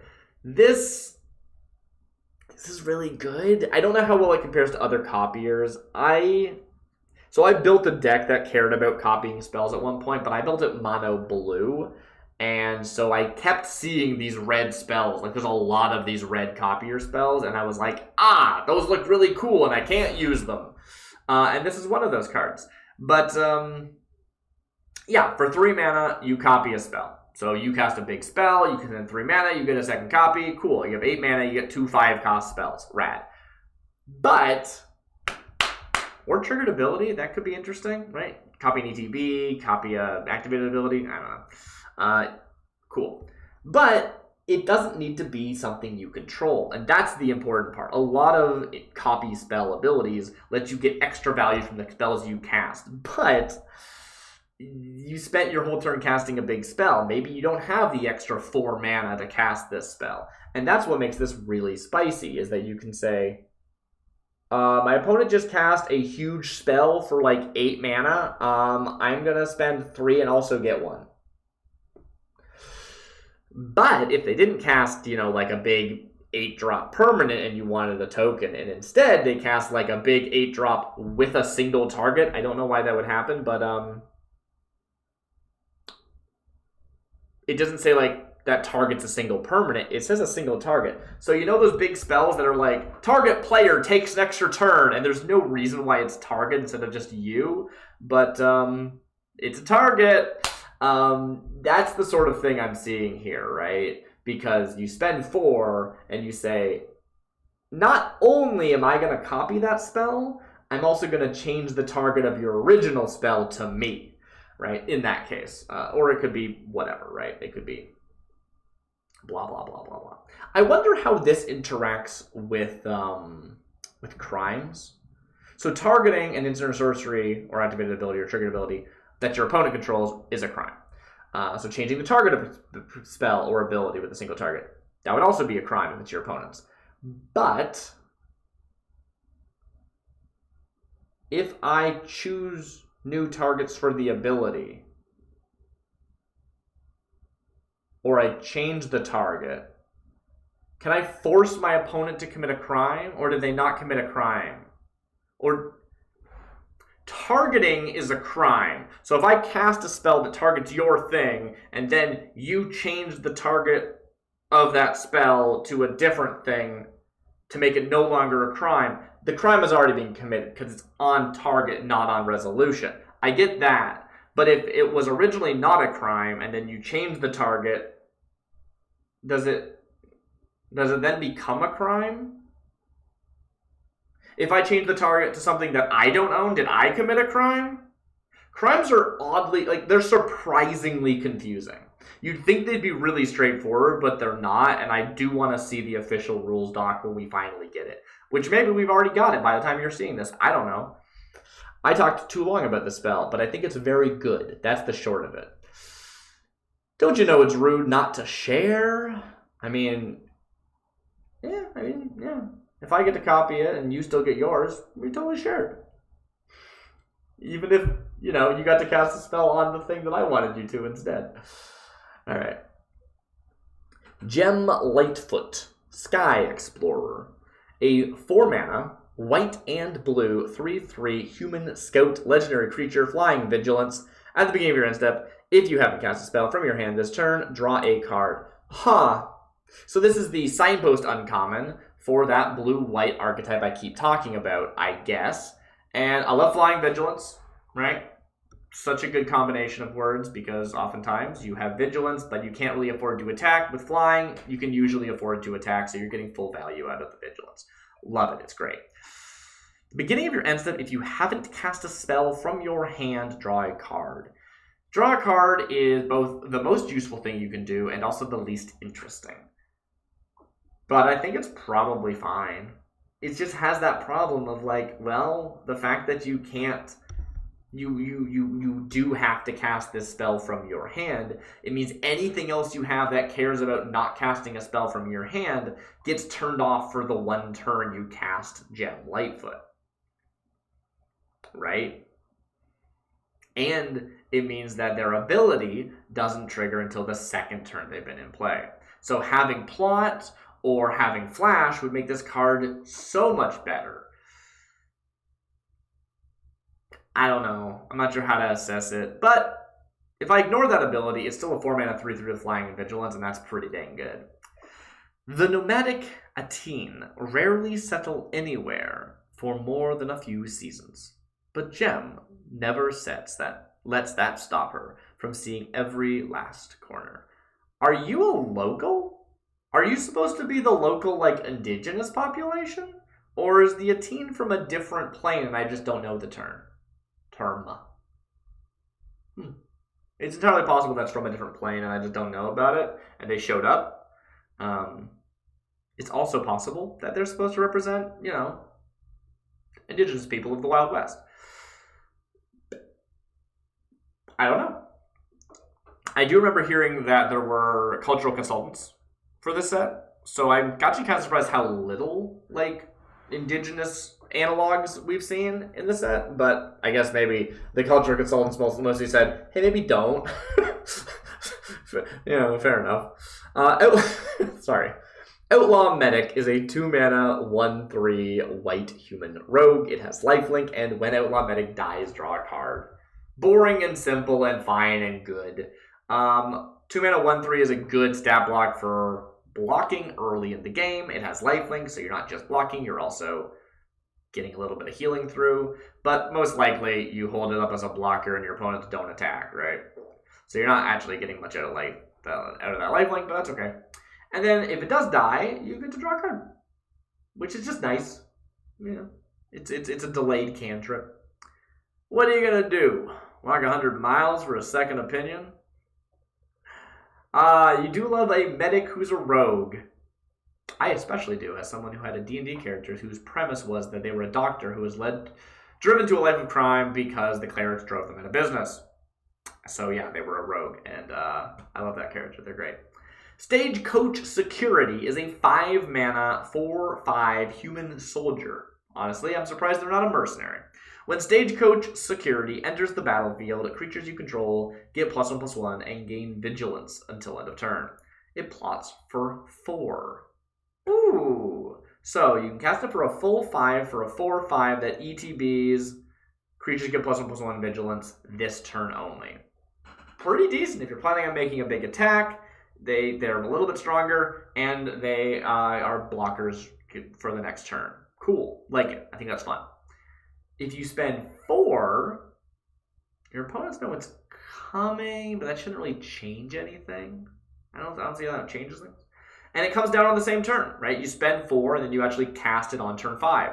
I don't super see... The plot is nice, as for the same reasons we've said before about you're not going to want this ETB all the time. But honestly, I see this as a card that you plot on 4 and then you cast on 5 just basically every time, because you're going to want to tempo this body out. It's not that big of a deal that you really want to save it for a big blowout turn.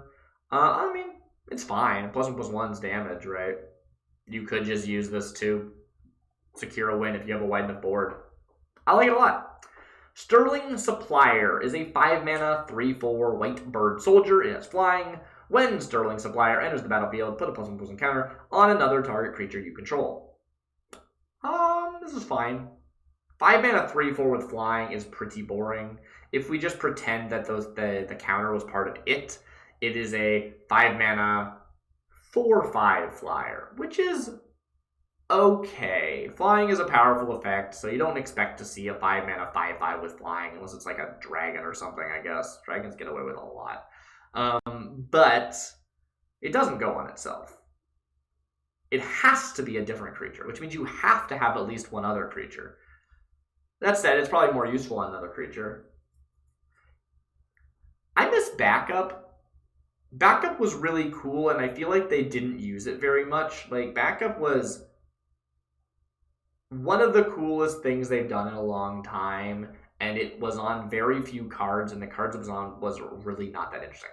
This with backup would have been cool. 5-mana 3/4 that gives something +1/+1 counter and flying, or gives itself a +1/+1 counter, is rad. If you don't have anything else on the board, it's a 5-mana 4/5 with flying.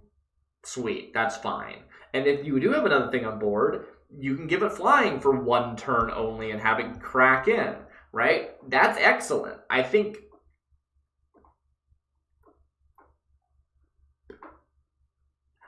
I really liked backup. It was such an elegant mechanic and it was super underutilized. Bring back backup. I didn't read the text. The Sterling Company can always rely on him to bring the thunder. Did we see the card that talked about how thunder is like... I don't think we did. I think I saw this in a spoiler on my own time. But thunder is like a resource on the plane, kind of like how Halo is a resource on New Capenna. I did not know this, but there's a card that talks about like the opening of the Omen Path sparked like a thing on Thunder Junction to create this energy source called Thunder. I think it was called Thunder Junction. Like, either it was called Thunder Junction after the plane, or the plane was called Thunder Junction because it was the plane where Thunder was discovered. I don't know which. So that's a pun. It's just not obvious if you don't have the world building background. Very weird choice. Take up the shield. This is a reprint. I remember. I looked it up ahead of time. 2-mana, white instant. Put a +1/+1 counter on target creature. It gains lifelink and indestructible on a turn. Soup. Great. Love it. Great. Excellent. Cool. Guaranteed to not die. Gives you a little bit extra life, and the counter is going to stick around. Very good effect. The Frontier was an anvil on which many an unlikely hero would be forged. The giant Sheriff Star is a little silly, I'll admit. Daring Thunder Thief. So I guess they stole thunder? I didn't mean to say that. 4-mana, 4/4 blue Turtle Rogue. It has flash and it enters tapped. I actually really like this card. I like it. It looks. I've seen this card ahead of time. That's why I was like, oh yeah, that guy, Turtle Rogue. I think this card's rad. I don't know why there's a turtle on the plane. This is that thing. Like, unless you show me more than one card, I won't get it. So please show me more than one card with a creature type wizards. But yeah, Daring Thunder Thief is interesting because, again, I'm excited for this blue-white cast things on your opponent's spells archetype. I think flash is fun. And this is not flashing in and blocking as a 4/4, which would make it really strong. It enters tapped.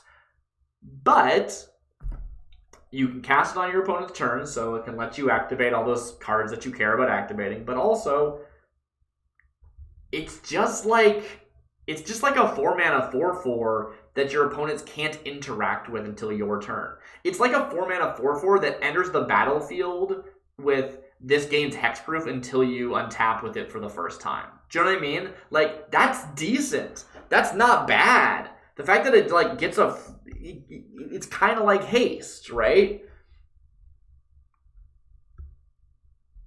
Like, I keep saying that if plotted creatures gained haste, they would be much more interesting. And this is like a plotted creature. Like, you spend 4 to plot this, and then it gains haste immediately. That's what this feels like to me. It's amazing how many sticky situations you can get out of by simply being 10 times faster than anyone expects. They expect you to be slow because you're a turtle? Is that the idea? Geyser Drake. 3-mana, 2/3 blue Drake with flying. As long as it's not your turn, spells you cast cost 1 less to cast. Now, this is the one I like. I like this one. We talked before about Doc Oriok, which cast from graveyard or exile costs 2 less. I don't know if you're going to be able to cast those on your opponent's turn. This one seems like a pretty harsh build around, but 2 is a lot. 2 is a big amount of mana. But I feel like there's a whole archetype that's just casting stuff on your opponent's turn. Whether that's instants or flash creatures. I think this card looks really good. 3 mana is kind of a lot. Like, Doc Oriac's only 2, so fair. But 3 mana to discount all of your spells is pretty good. It does have that downside we've talked about, which is that it is not one of the spells, right? Which is fine. Like, I've been a little bit harsh on that because it would be nice if it was one of the spells, but I understand, right? You want to have a mix of activators and synergy, or like activators and payoffs, right? And this is an activator for the payoffs, or maybe it's a payoff for the activators. I don't know, but you get my point. It doesn't synergize with itself. And as much as I would like it to synergize with itself, that would be awesome. That's fine, right? As mating season approaches, drakes dive through scalding geysers, revealing the brightly colored scales hidden beneath layers of dust. That's just like a weird and pretty world-building thing that has no connection to anything else in the set. Harrier Strix, a 1-mana blue bird. It's a 1/1 with flying. When Harrier Strix enters the battlefield, tap target permanent. So there's like a decent tap down thing here. I don't know what the archetype that cares about tap down is. Like, if I feel like it's blue-white, but we already know the blue-white archetype, so. Wait a minute. What was the one that, like, killed a tapped down thing? Wasn't there? See, yeah, like Sterling Keykeeper is white. And then, like, this one returns targets that the Repeaterless Roguemaster returns things that are tapped. So it is blue-white, and blue-white is what has been in previous sets. Just ask Hilda. Nailed it. So I guess it's a sub-theme. Let's call it a sub-theme. I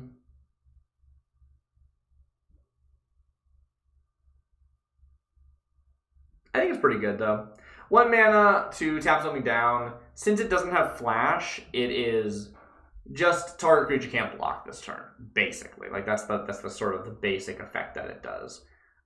It is a permanent, so you could tap down like a land or something. If you're planning on doing something during combat, you could say, I'm going to cast Harrier Strix now, tap your land. If you want to float that mana, go ahead, but I'm going to move to combat, that mana fizzles, and then I get to know you can't interact with my instant speed, my combat tricks. Something like that, right? Cool. There's a line there, and it's a 1 mana 1/1 bird with upside, right? Like, that's okay, sure. It's not amazing, but it's fine. For 3 mana, you can draw a card and discard a card. Still, like, not good. Like, it's not a great return rate for that effect, but oftentimes this kind of looting effect, drawing a card and then discarding a card, oftentimes looting taps, so you can only do it once in a turn, which is a real bummer if you're sitting at the end of the game like, I got 9 mana, I've been flooded the whole game, just draw me something, and you can top deck and discard and top deck and discard. You can do that, 3 times with 9 mana, which you can't do anything with the final spell you have, but still, might be worth it. It's not great. I would like to draw a card if I'm spending 3 mana, please, but if you're putting it in blue-white, flash matters.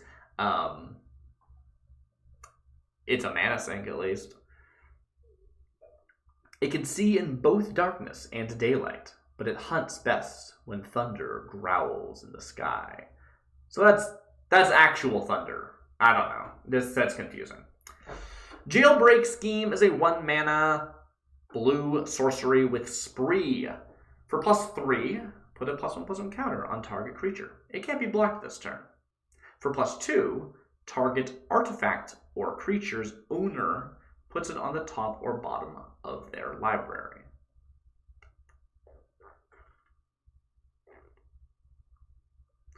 For 4, you put a counter on a creature and it can't be blocked. Okay, I mean, that could be a win con if you got a big dummy that can get through, I guess. Or you can play it, you know, on turn 4 just to make something a little bigger. Maybe you have like a mount that needs to get in damage, right? So you're saying, I'm going to make my mount, give it a +1/+1 counter, it gets through, it gets to actually do damage without being killed in the process, gets some big effect, because there are a decent number of like pretty powerful mounts, they just probably die. So being able to give something indestructible, that's kind of cool. Or not indestructible, unblockable. I could see that. I could definitely see the line of you spend 3 mana on a mount, you already have like a 2/2 on board, the 2/2 then saddles up the mount on turn 4, and you make it 1 bigger, and it can't be blocked. It gets through, it does whatever effect it does when it gets through, cool.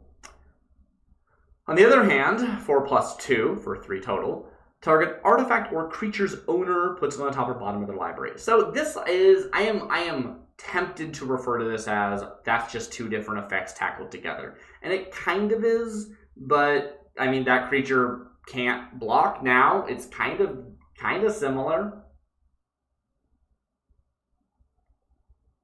I do like the effect. Bouncing an artifact or creature is much better than bouncing just a creature.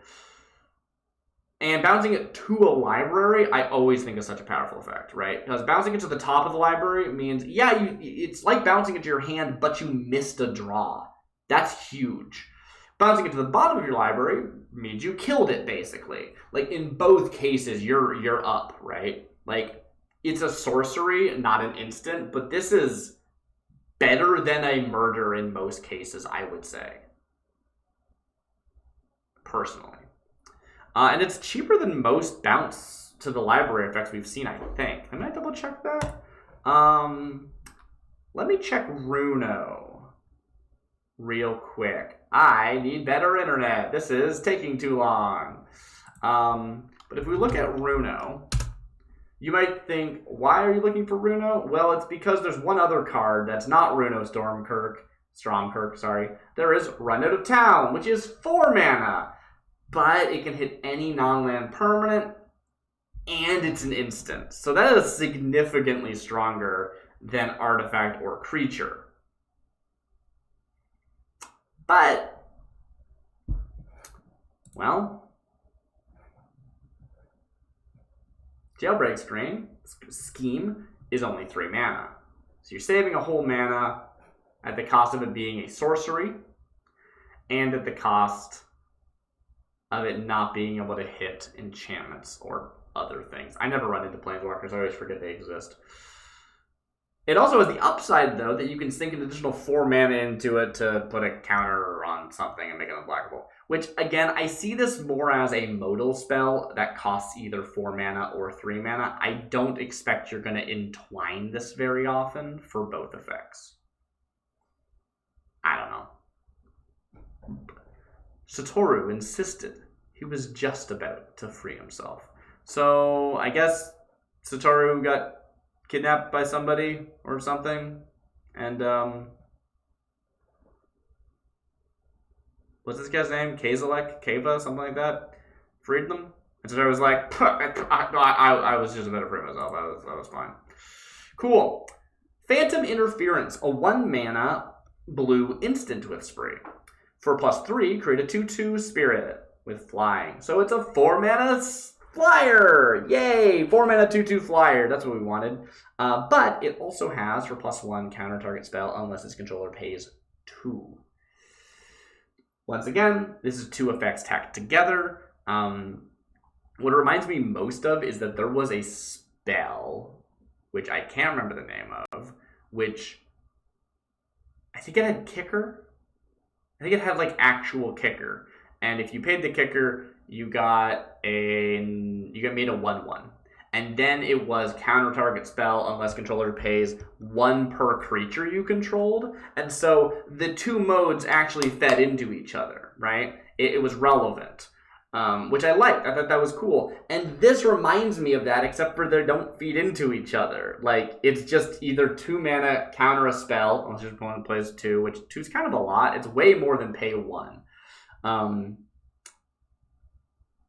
Or spend 4 mana, make a 2/2. I think the counter mode is good. I think that the creature mode is bad. But I also think that for 5 mana, counter a spell and make a creature is pretty good. I just kind of wish there was some connection. Now, I'm not going to run this spell anyway. I don't run counter spells out of principle. That's because I'm a hipster jerk. Don't do what I do. I'm not a jerk, I hope. I hope I'm not a jerk. I'm not telling you that you can't run counter spells out of principle. I just don't do it out of principle. And so I'm not going to run this spell. But I feel like if you were going to run this spell, it would be something like counter target spell unless its controller pays 2. Or you control a 2/2 spirit creature token with flying. Like, I don't know. I feel like it's just the modes, they don't connect. Like, if this was 5 mana, counter a spell and make a 2/2 with flying, I'd be like, that seems like a pretty decent spell. That's not too strong. Maybe I'm wrong. I don't know. Expensive counter spells are hard to assess. You usually want a cheap counter spell. But, cool. This is, if your opponent can't pay the cost, this is 5 mana, make a 2/2, and counterspell. And I think that's fine. If they can pay the cost, well, then you're not going to cast the spell. But suddenly, that's relevant. So I don't know. I could see this as like counter target spell unless the controller pays 2.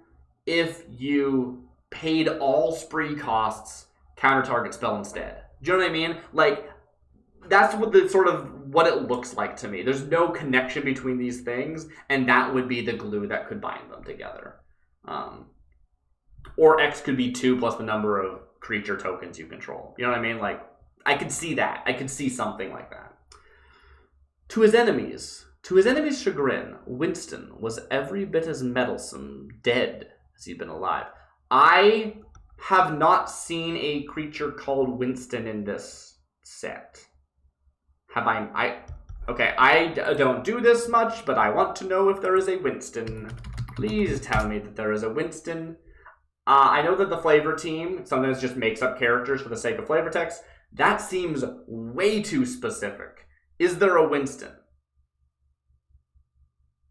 Show me a Winston. Please don't lag this long. I'm trying to record a video, and I don't want to edit it. So how about them bears? Such as Wilson, Refined Grizzly. No, there's no Winston in the set. What the heck? Who's Winston?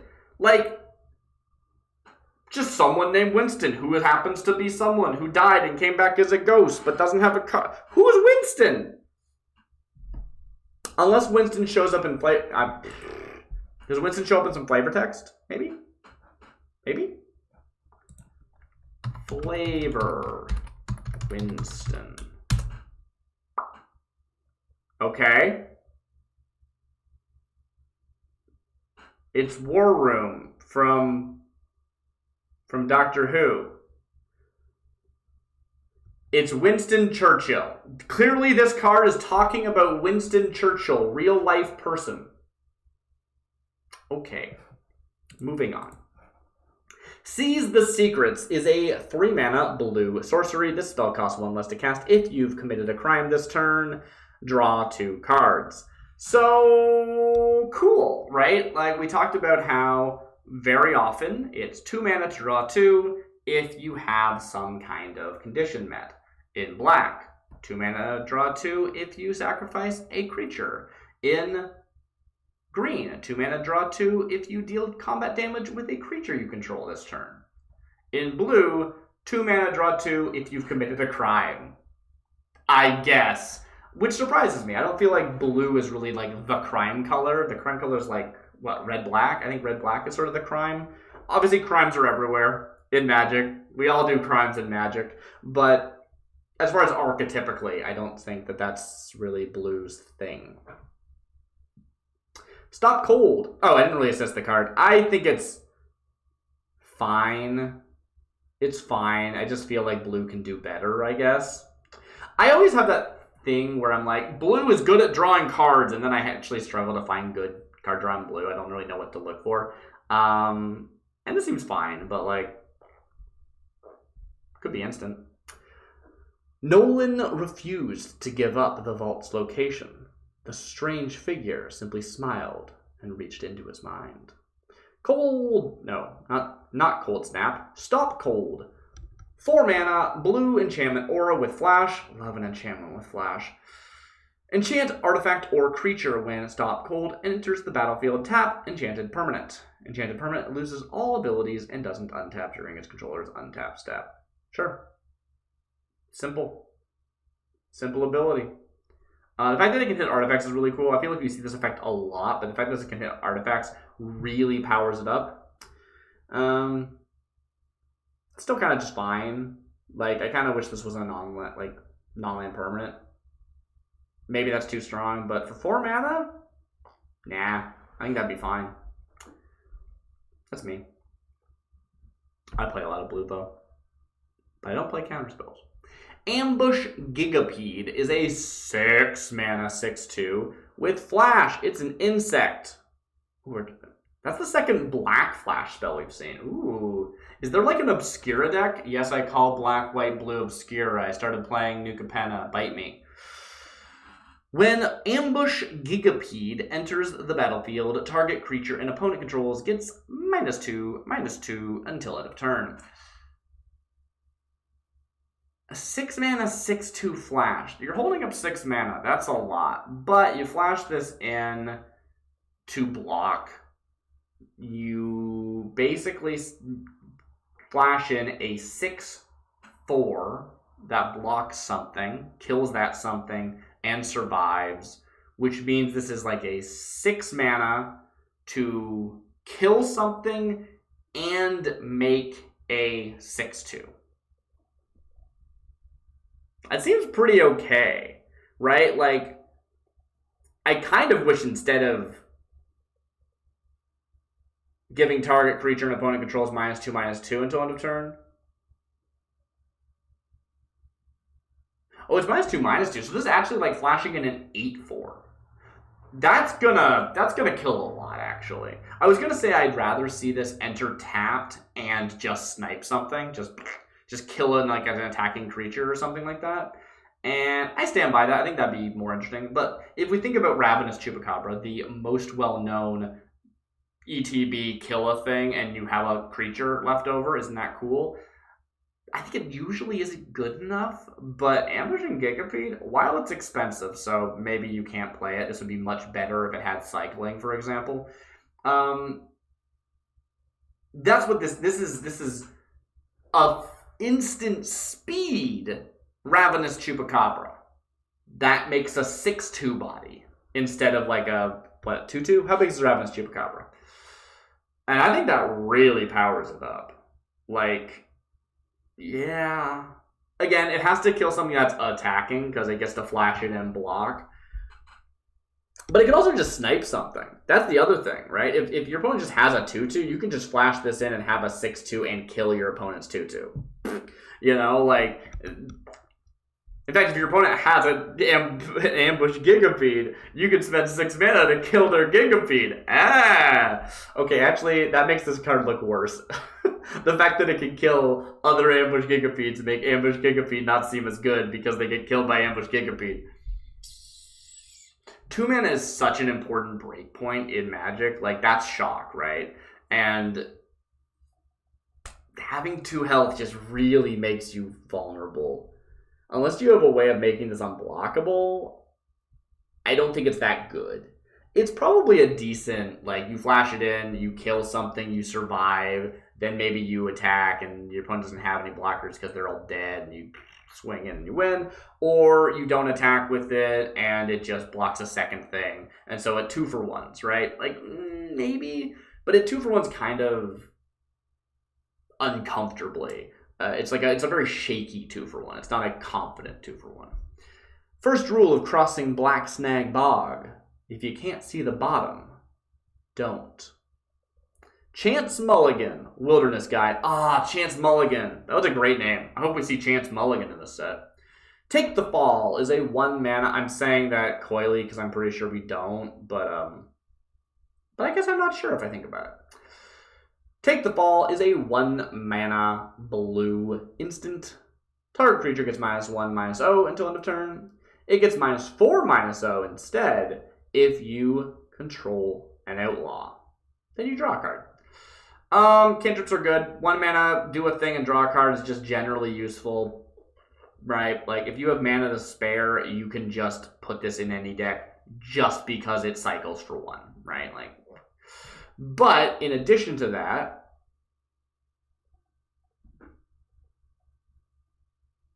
it reminds me of, like, You Are Already Dead. There's another card there's like a few cards with that exact same text, but it's basically destroy target creature that was dealt damage this turn for 1 mana, right?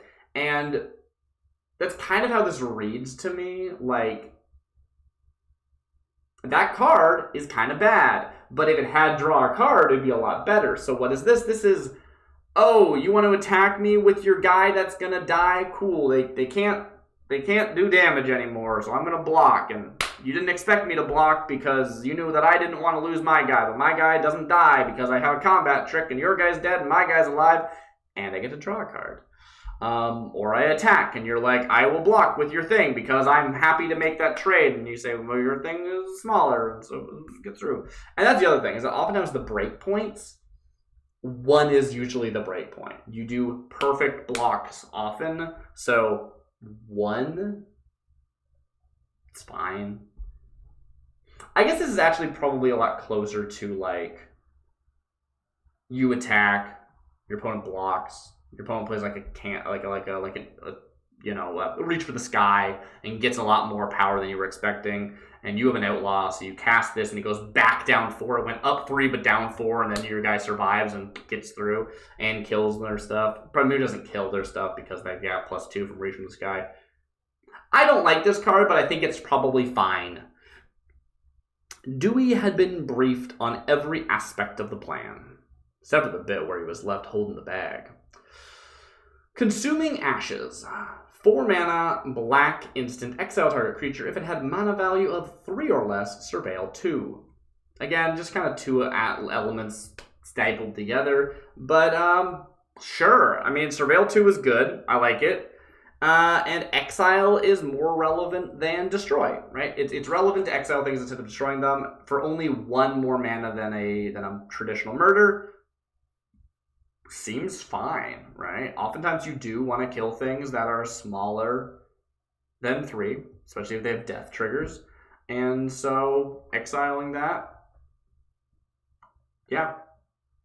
This card checks out, right? It is not too expensive to cast on just big things, anything that you need to get rid of because exile is relevant. And if a small thing has a death trigger, you are very happy, you are very willing to pay the extra mana, even though it's only 3 mana value, to not just kill it, but remove that death trigger from the effect. I think it's a super solid card. The Enforcer only got halfway through the arrest warrant. Before it and he went up in smoke. Alright, cool. Killed him. Corrupted Conviction. 1 mana, black instant, there's no cast to cast the spell, sacrifice a creature, draw 2 cards. So this whole time, I have been talking about 2 mana, sacrifice a creature, draw 2 cards. And that is, I would say, the going rate. But it has been pushed. And this is not actually a new card. This was a reprint. I think it was first in March of the Machine. And yeah, I was amazed that they pushed this card to as good as this. 1 mana to draw 2 at the cost of sacrificing a creature is really nice. Happy for the reprint. I think it's very good. And it's cool because we've already kind of seen this, right? It used to be that 2 mana, sacrifice a creature, draw 2 was going rate. And then they printed Deadly Dispute, which is 2 mana, sacrifice an artifact or a creature, draw 2 and make a treasure. Maybe I'm mistaken. Maybe I blew that out, but I think that's basically it. And cool, that's kind of the same because you get the mana back. It's like a refund when you get a treasure when you cast a spell. So I'm not actually surprised to see Corrupted Conviction, but it does sort of break my metaphor down. Oh well. Every moving carriage is an accident waiting to happen, and the Hellspurs hate waiting. So the Hellspurs are like the bandit gang of the area. I don't know who put them together. I don't know what's going on. I think they might be controlled by a scorpion dragon. Deserter's Due is a 2-mana black instant. Target creature gets -2/-2 until end of turn. It gets an additional -1/-1 until end of turn for each desert you control. I like this a lot. I generally enjoy minus style kill effects.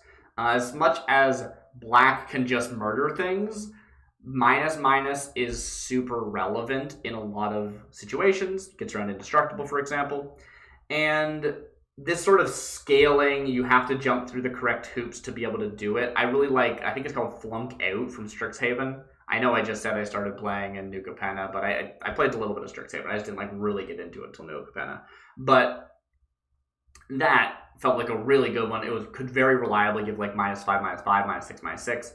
And I don't see this getting that big. If you have 1 desert, it's 3. If you've got 2 deserts, it's 4.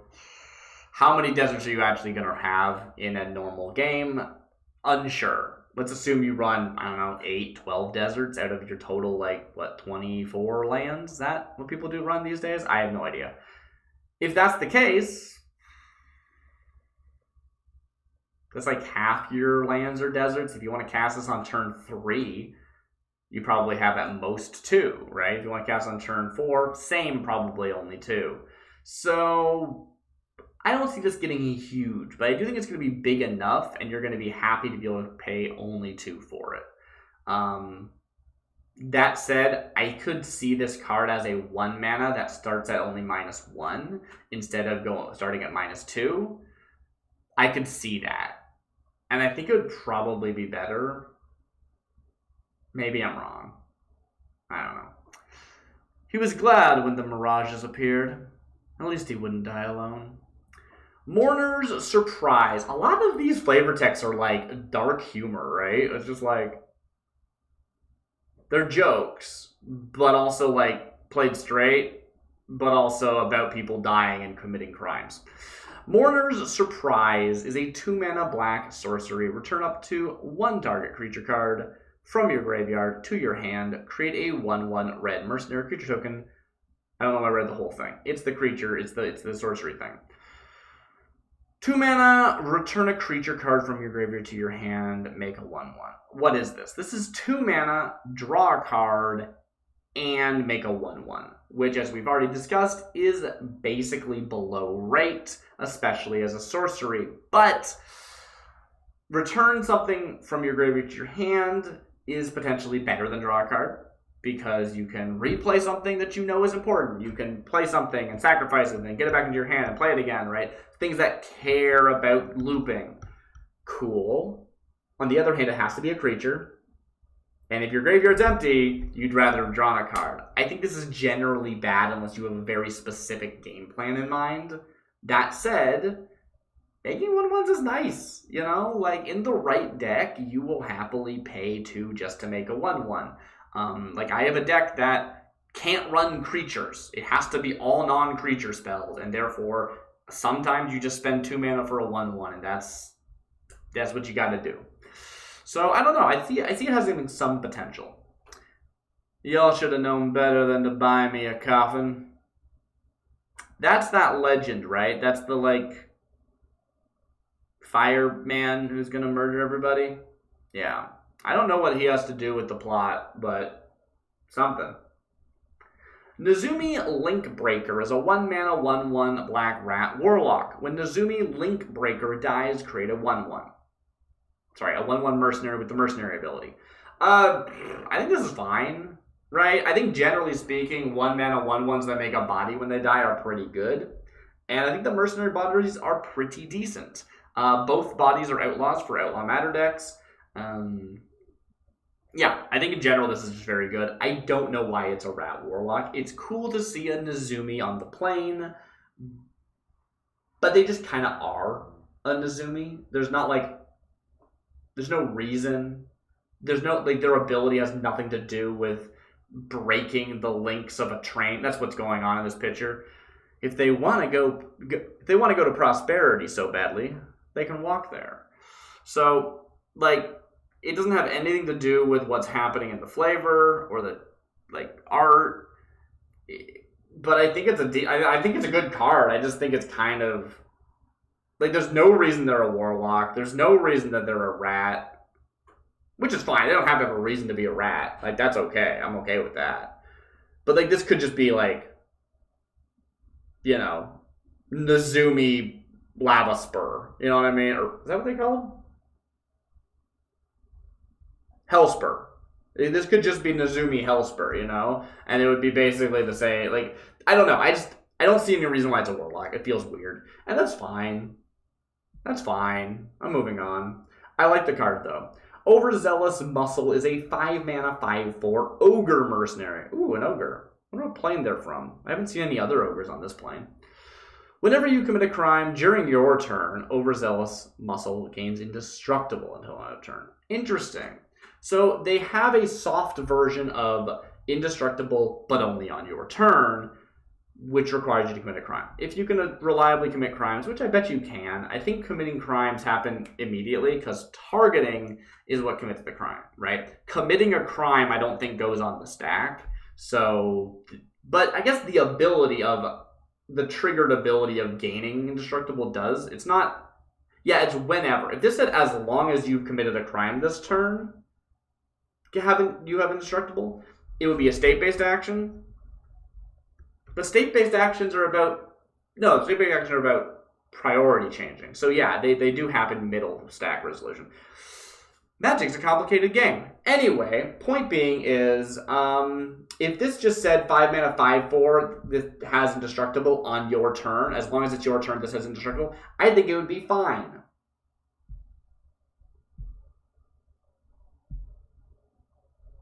There's something to be said with engaging the set mechanic, but I think it should be better than just a card that would already be printable. I don't know. Not everyone can be a pickpocket. I think this card's actually pretty decent. It's just 5 mana is a lot. I think you're going to be able to reliably commit your crime, which basically means this is a 5 infinite because it's just going to attack and be this is a 5 indestructible attacking and a 5/4 blocking, right? That's basically what this is, except for they make you commit a crime to get the effect, which is a shame. It doesn't need that condition. This card would be fine without it, I think. Ooh, we're out to the bottom of the page, but there's still 16 more after this, and we will do them all because I'm not going to wait till the 4th video to talk about the last 16 cards. Skullduggery is a 1-mana black instant. Until end of turn, target creature you control gets +1/+1, and target creature an opponent control gets -1/-1. Oh, that's interesting. Huh. Why, you yellow-bellied, loot-stealing, good-for-nothing, bottom-feeding, dog-faced, lily-livered. I don't know why that's skullduggery. But anyway, the point being is, I get big, you get small. Cool. Kind of like me get +2/+2, or you get -2/-2. But the benefit, of course, is you can always just kill a mercenary, right? You can say, I'm going to get +1/+1 till end of turn, and I kill one of your 1/1 tokens, right? Or 1/1 not tokens, or whatever. Just things like this next card, Vault Plunder. It's a 3/1. You kill their Vault Plunderer, right? And I think that makes us decent, right? As I was saying before, 1 mana to give something -1/-1 is fine if the upside's worth it. And I think the upside's pretty okay here. It's not amazing. But I'm happy to spend 1 mana to kill a 1/1 a lot of the time. Vault Plunderer is a 3-mana 1/1 black human rogue. When Vault Plunderer enters the battlefield, target player draws a card and loses 1 life. Kind of them to put all their valuables in one place. So 3 mana 3/1 and you get to draw a card. Cool. But I've been really interested in this idea of doing black burn in the new set. There's a decent number of target player draws a card and loses a life, not just you draw a card and lose a life. And so I'm wondering if we're seeing a critical mass that makes black burn actually a lot stronger than it used to be. I don't know. Maybe I don't know if it could work in standard at all. But Blackburn is an archetype in other formats, especially Pauper, which this is obviously Pauper legal, and I don't know. I don't know if those decks would want these, or if they already have enough critical mass and those cards are as good or better. I don't know the archetype well enough. You'd have to ask somebody else. But I am interested in looking into it because it seems like it has some potential. Outside of that format, it's a 3-1 that draws you a card on ETB. This could have cost 2 mana. Deadeye Duelist is a 2-mana 1/3 red human assassin with reach. A lot of reach on red creatures in this set, and I do quite like it actually. 1 mana tap, Deadeye Duelist deals. Deadeye Duelist deals 1 damage to target opponent. Stupid. So just 1 in tap to ping an opponent in the face, which means 1 mana tap, do a crime, right? If we care about triggering our crimes, it's a very efficient way of doing it. It's not amazing, but it's fine. And it's going to ping, you know? It's fine to just ping people down. It's nice to be able to do that. It's not amazing because it does have to tap, but honestly, if Mercenaries had this effect instead, I think they might be better. You do have to spend the mana every time, but you can only do it once. If it was just the mana, whoo, that's a Gatling gun. That's maybe too strong. That's just Channel Fireball right there, right? But, cool. Slick shots are always eager to demonstrate their skills to whomever questions them. Highway Robbery. 2 mana, black. 2 mana, red sorcery. You may discard a card or sacrifice a land. If you do, draw 2 cards. Plots for 2. I did see this card ahead of time, and I actually really like it. It's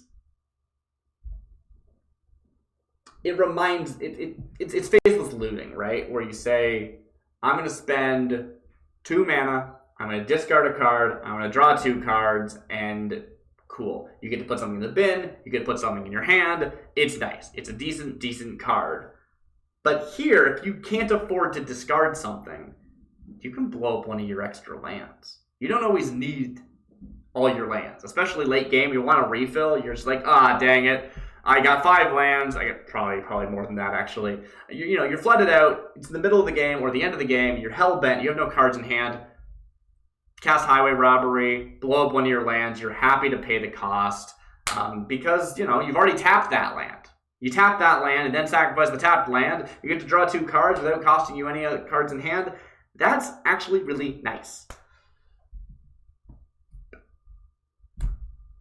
And then you can plot it for 2.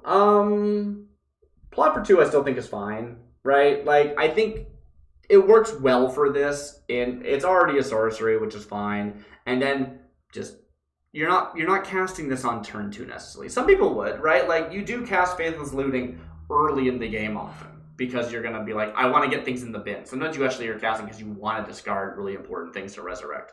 And that's fine.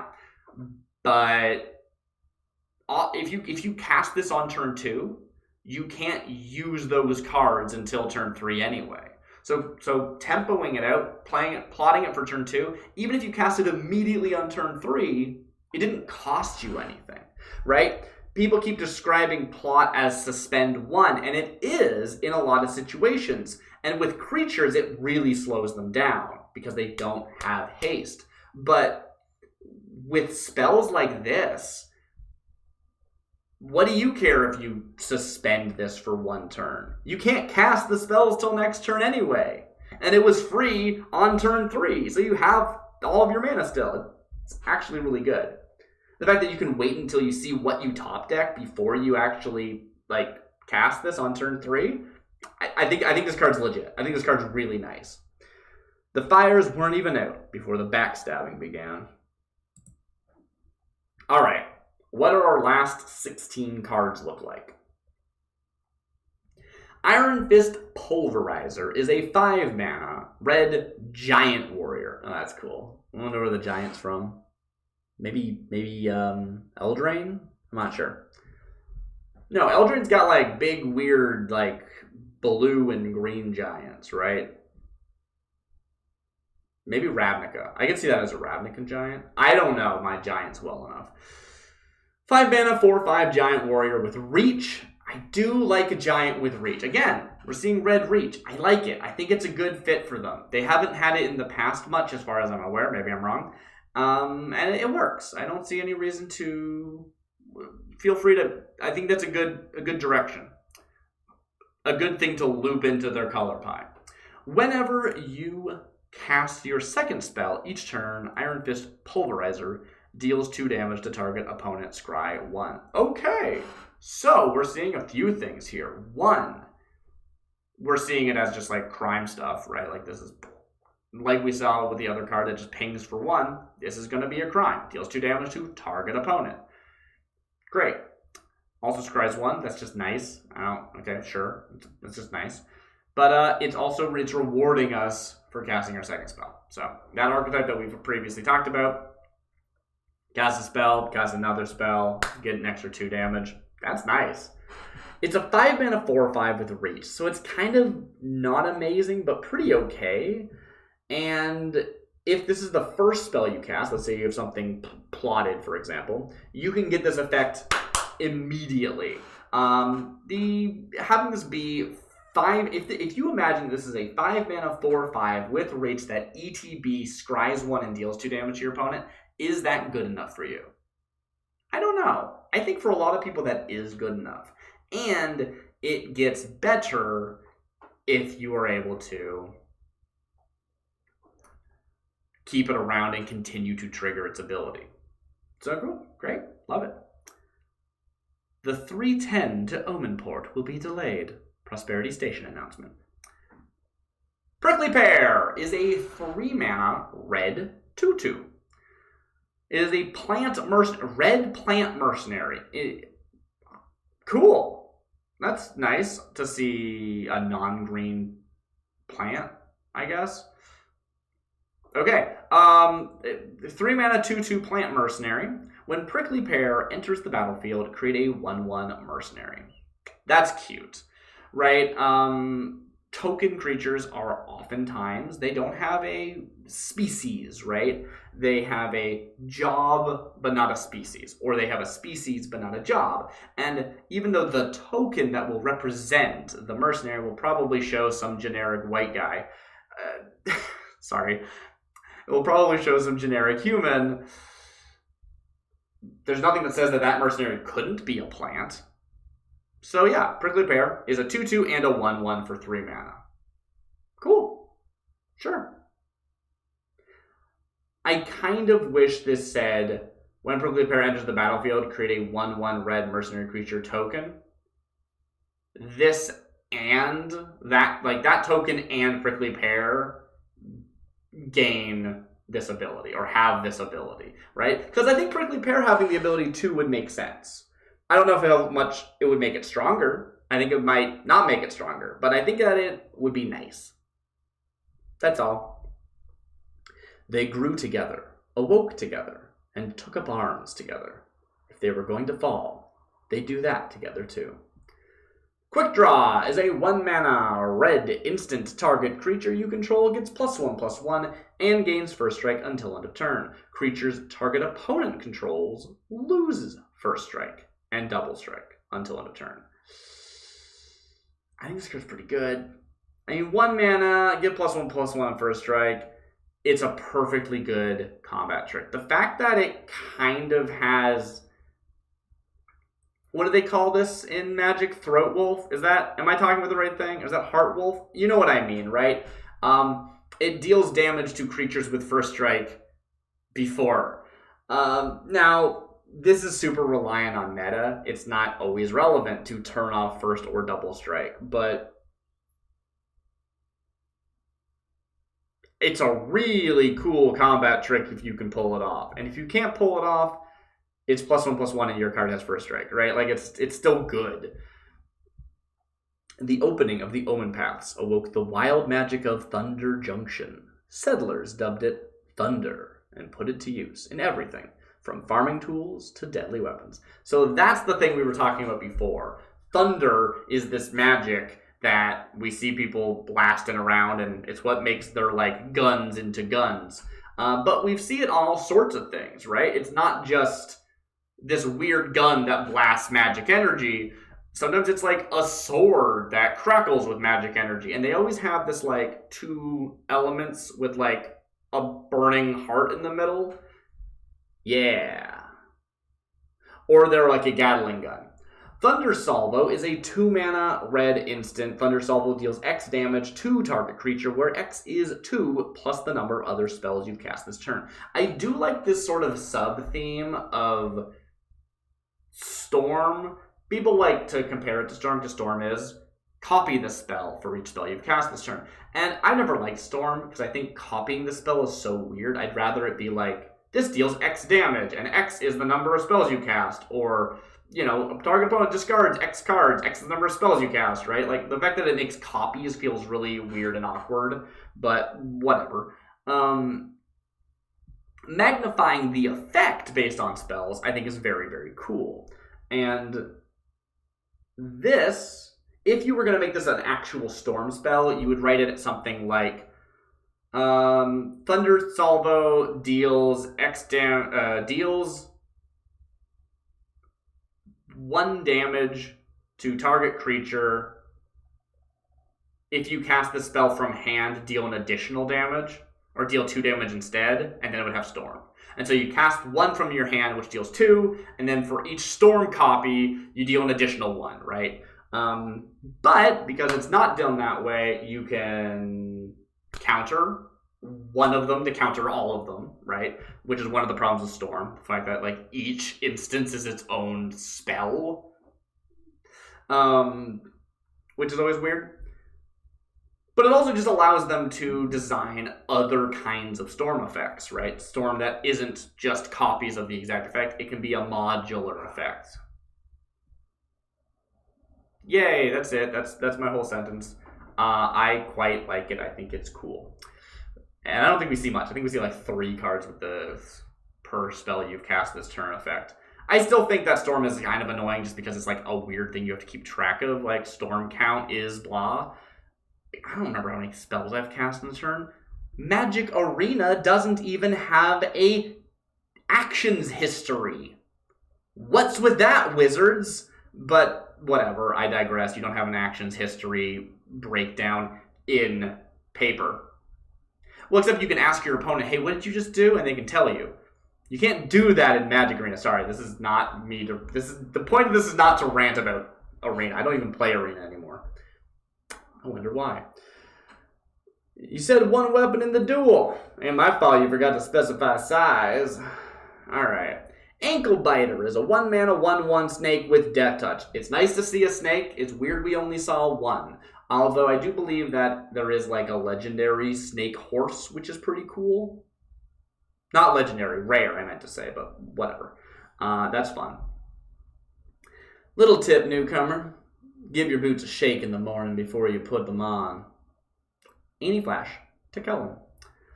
It's a 1-mana 1/1 with Death Touch. I think this exact stat line exists in Magic. It's fine, it's good. I think it's... Run this, it's fine. It's just nothing special. Trick Shot. 5-mana, red instant. Trick Shot deals 6 damage to target creature and 2 damage to up to 1 other target creature token. I think this is a really cool design. 5 mana is a lot, but it can kill 2 things. But the second thing has to be a token, and it has to be 2 or less toughness. Is that good? Maybe? It is 5 mana, but it is instant. And does kill 2 things. I like the idea of it. And the fact that it, like, has to be... Yeah. The funny thing about it being, like, it has to be a token for the second one is that it could just say 2 damage to up to 1 other creature, and then they couldn't both hit the same thing. In fact, since they did go, hey, one of them has to be a token, this could have said... up to 1 target creature, and have it be potentially the same creature to do 8 to a token. That could be interesting. Sorry, I meant to say token. So, I don't know. There's something interesting there, but I don't know. Cowering behind your buddy ain't gonna help you. All the yellow belly. I kind of messed that one up, huh? Cowering behind your buddy ain't gonna help you. Y'all yellow-bellied lowlife. Ain't gonna help ya yellow-bellied lowlife. There we go. Tyron, Slickshot Duelist. I don't think we've seen Tyron or Tyrone. I think it's Tyron. Yeah, there's no E on the end. Drover Grizzly is a 3-mana 4/2 green bear mount. It's a bear mount. Whenever Drover Grizzly attacks, while saddled, creatures you control gain trample until end of turn. So a lot of give the rest of your creatures trample effects in green, I'm noticing, and I think that's very cool. I think that's rad. I haven't made this video yet, but I did design a card for the set that I think is cool that does use the trample effect, so it's really cool seeing cards that just are giving your board trample. It's proving that's something they were thinking of and not just a one-off idea that I probably did see it at one point. I don't know why I'm talking about this. It's not relevant. Subscribe if you want to see whatever random thing I'm cryptically alluding to. Ooh. Anyway, it settles for only 1, which is pretty good, and it gives everything trample, which is pretty good. It does give creatures you control, not just other creatures, so it has trample if stuff, but it does need to attack. And it only has 2 toughness. So you're kind of only pulling this off once, right? It is 3 mana though for a 4/2. That's pretty nice. Like, that's not bad. I think that's kind of cool. So I don't know. I'm undecided on this and I'm getting tired, so let's move on. Free Strider Commando, 3 mana, 3/3, Green Centaur Mercenary. Free Strider Commando enters the battlefield with 2 +1/+1 counters on it if it wasn't cast or no mana was spent to cast it. So if you put it into the battlefield by an effect that puts things in the battlefield, it is a, well, whatever you paid to put it, 5/5. And it also has plot for 4. So if you spend 4 and then spend it, cast it for free on turn 5, it's a 0 mana 5/5. It's a 4 mana 5/5. So it's a 4 mana 5/5 with suspend 1, which again doesn't have haste or anything, so just shows up and it's like, hi. Doesn't get to attack till turn 6, but it's a 5/5. I think this card's kind of weak. Like, if this card was in that like blue-white archetype we've been talking about, then at least it has synergy pieces that it's like accenting. But I don't see plot as being really relevant to green. So it's just kind of a really slow 5/5. Now, if you have other ways of getting it into play without casting it, right? If you have like return, like for a great example, return target permanent of mana value 3 or less. Pops in the battlefield, it's a 5/5. That's kind of cool. It's a mana value 3 or less permanent. So if you could resurrect it, that could be kind of fun. So maybe in green white you could play something like this. That could be cool. I actually kind of think that'd be fun. I still like, it's just a vanilla though. Like, it's just a 5/5. I don't know. 5/5s are good. 5/5s are really good. Here's the thing. 5/5 is a really important breakpoint. We talked about how 4 is a really important breakpoint because 4 damage kills a lot of things. 5 toughness survives 4 damage, right? Like, it's legit. That said, there's like a sorcery that does 5 damage for like 2 mana in this set or something, so maybe 5 toughness is not that relevant. Trick Shot does 6 damage. I don't know about this one. Giant Beaver is a 4 mana 4/4 beaver mount. So you know what this means? All giant beavers are mounts. That's weird, right?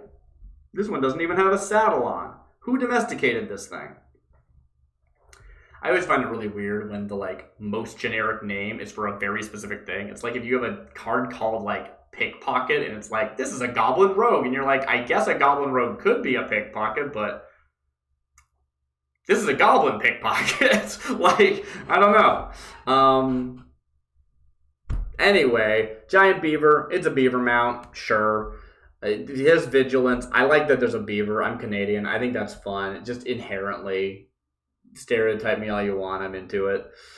Vigilance, whenever Giant Beaver attacks while saddled, put a +1/+1 counter on target creature that's saddled this turn. Oh, that's cool. So A, it's got Vigilance. I really started liking Vigilance after I built that blue-white flying Vigilant deck, but again, I think the flying makes Vigilance stronger, so it's kind of eh. The fact that it can't grow itself, it grows whatever saddle it is weird, because the saddle is already 3, so they're already decently large, and then you don't get to attack with them. Now, the beautiful thing about something like Saddle is that you can play this on turn 4, and then on turn 5, you can play like a 6/6, and you can saddle them, even though the 6/6 has Summoning Sickness. And then so the Giant Beaver attacks, and then the 6/6 is now a 7/7, and that might be really important. And maybe you might not even care that the Giant Beaver is dead, because A, it traded with some other 4/4, which you're happy about, and your big thing, the thing you actually care about, is now an 8/8.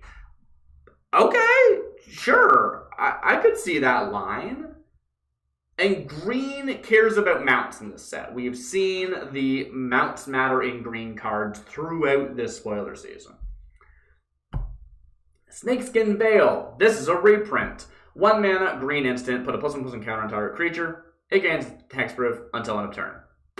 Like it, it's a good card. Run it in your decks. It's nice that it's been reprinted. Nothing else to say. Most travelers panic when they stumble upon the skin of a giant rattleworm. Landry saw it as a gift. Who's Landry, you ask? Spinewood's Paladin is a 5 mana 5/4 green human knight. It has trample. It is a cool lumberjack riding on a moose. Woo! I'm into it. Has trample. When Spinewood's Paladin enters the battlefield, you gain 3 life. It has plot 4. I like that. I enjoy the plot being 1 cheaper than the normal cost. This is just like, it's just nice. It's just like, by the way, I'm about to play this next turn, and your opponent goes, okay, and then you play it next turn. Like, that's it. That's the whole thing. Somebody sent this to me. I don't know why I said somebody. My girlfriend sent this card to me and said, is this, what was it? Somebody posted this on Twitter and said Canadian Paladin. And my girlfriend sent this to me and said, is this true? And I looked at the card and I went, yeah, I mean, lumberjack sword being like a saw sword is cool, because lumberjacks use swords way more than axes.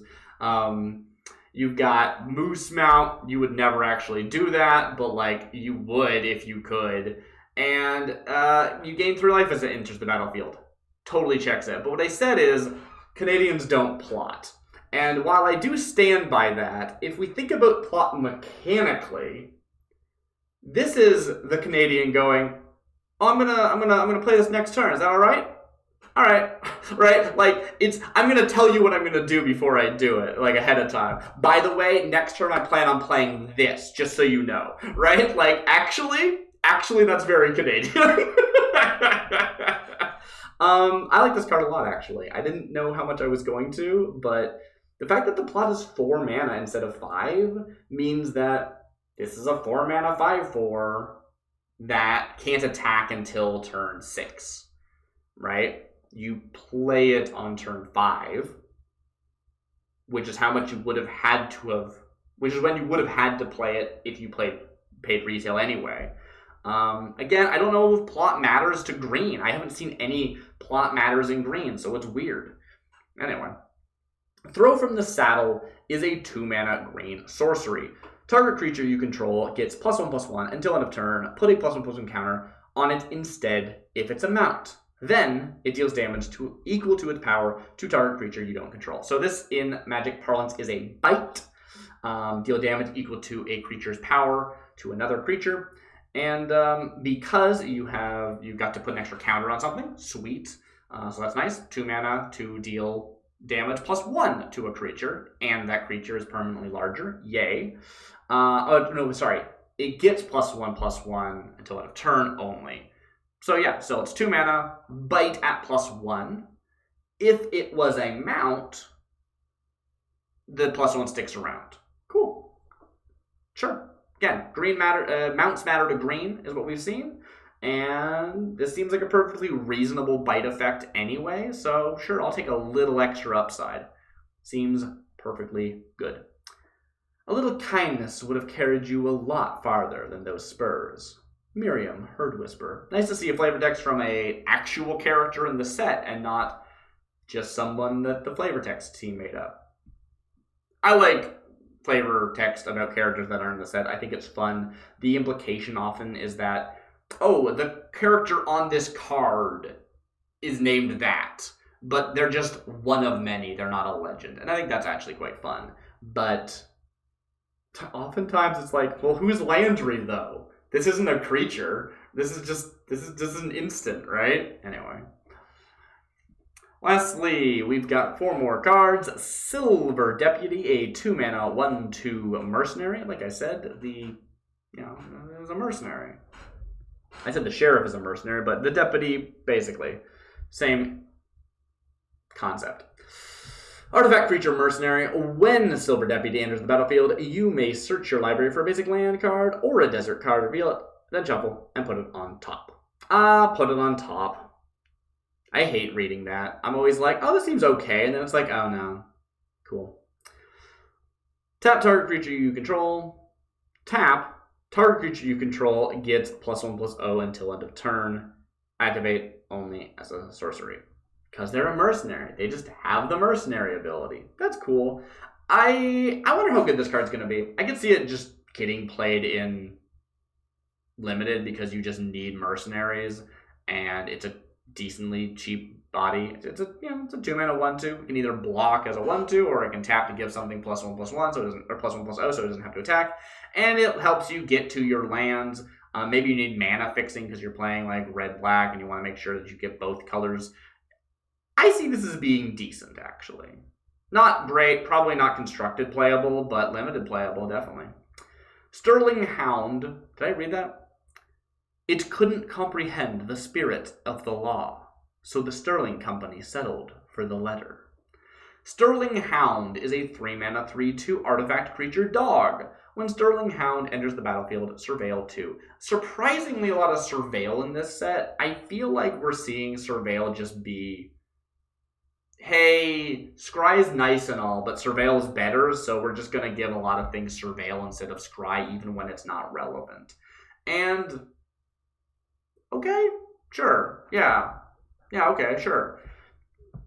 Like, I don't see this as being a huge, oh, I really want things in my graveyard archetypes in the set. There's a few. Like, I think green cares about it, and I feel like green cares about it. There's a couple things, like we saw, like there's like a resurrection spell that can bring back stuff from your graveyard in white. So certainly people can get use of it, and this is a color spell, so even if not every color can get use of it, some colors can, so it's still nice.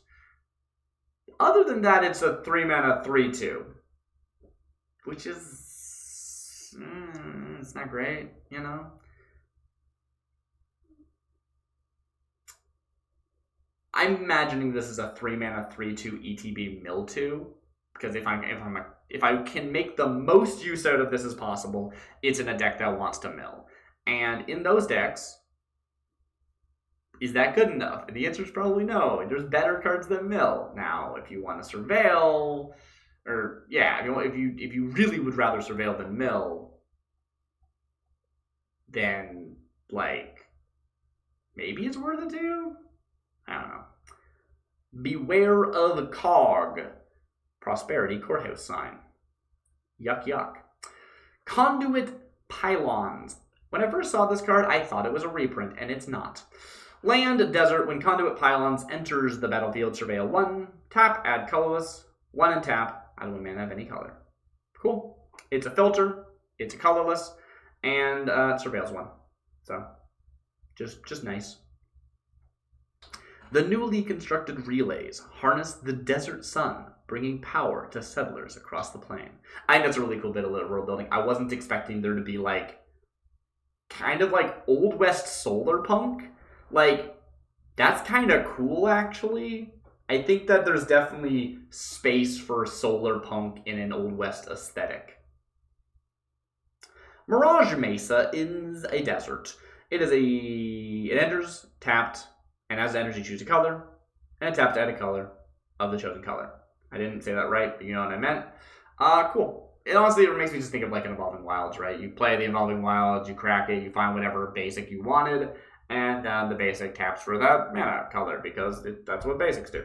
It's that, except for it's a desert, and it doesn't sacrifice itself, because it wants to continue to be a desert, right? I guess the alternative would be like, Evolving Wilds, search your library for a desert, and put it into play, that, or search your library for a land and put it into play, that land becomes a desert in addition to its other types, something like that, right? Like, you could do that. That would be weird, but you could do it. This is just cleaner. Out there, death and salvation may lie on either side of the same ridge of sand. Eartha Joe, Frontier Mentor. We did see Eartha Joe. Eartha Joe is a core. And now that I think about it, being like a Frontier Mentor implies they've been here a while. Are there natural born core on this plane? Or did they just like have really useful skills from where they came from? Or have they been here a while? I don't know. So that's everything we've seen. And while I'm here, there's something I do want to talk about. I was thinking of making a whole separate video for this, but it's such a minor point. I'm just going to tack it on the end here, which is we're seeing so many weird mounts. And I think that's cool. I think that's rad. Obviously, it's like, yeah, let's have a bear mount. Let's have a beaver mount. Let's have a possum mount. Let's have a, I don't know, something else weird. I can't think of it right now. There's so many weird mounts, and that's rad, but it's like, it's weird that they are mounts, but we don't see non-mount versions, right? We only see the domesticated version. That's odd. But not just that, and this is stepping a little bit outside the bounds of this lower rarity set review. Most people in cards are riding mounts that don't have a mount version. I don't think we saw an elk. I know that it's a moose, probably, or a carrot. It looks like a moose. I'm going to confidently say that. So, you know, but I don't think that Magic distinguishes between moose and elk. I think elk is a catch-all term for mustelid. But, well, that's not true. There's like gazelles and stuff too. Anyway, we have a card with someone riding a moose, but there's no moose card. We have cards of people riding horses, normal horses, and there's no horse card. Well, there's no normal horse card. There's actually some weird horse cards, like a snake horse and a fire horse. Normal horses. We see cards of people riding big, giant chicken birds. And I mentioned in the first video, I'm like, I'm so excited. Because the cards weren't out yet. All the cards are out now, but the cards weren't out yet. And I was so excited to see the cool giant chicken mount. Like, in any other set, I would just be like, it's a shame. This card that looks like okay, let me back up.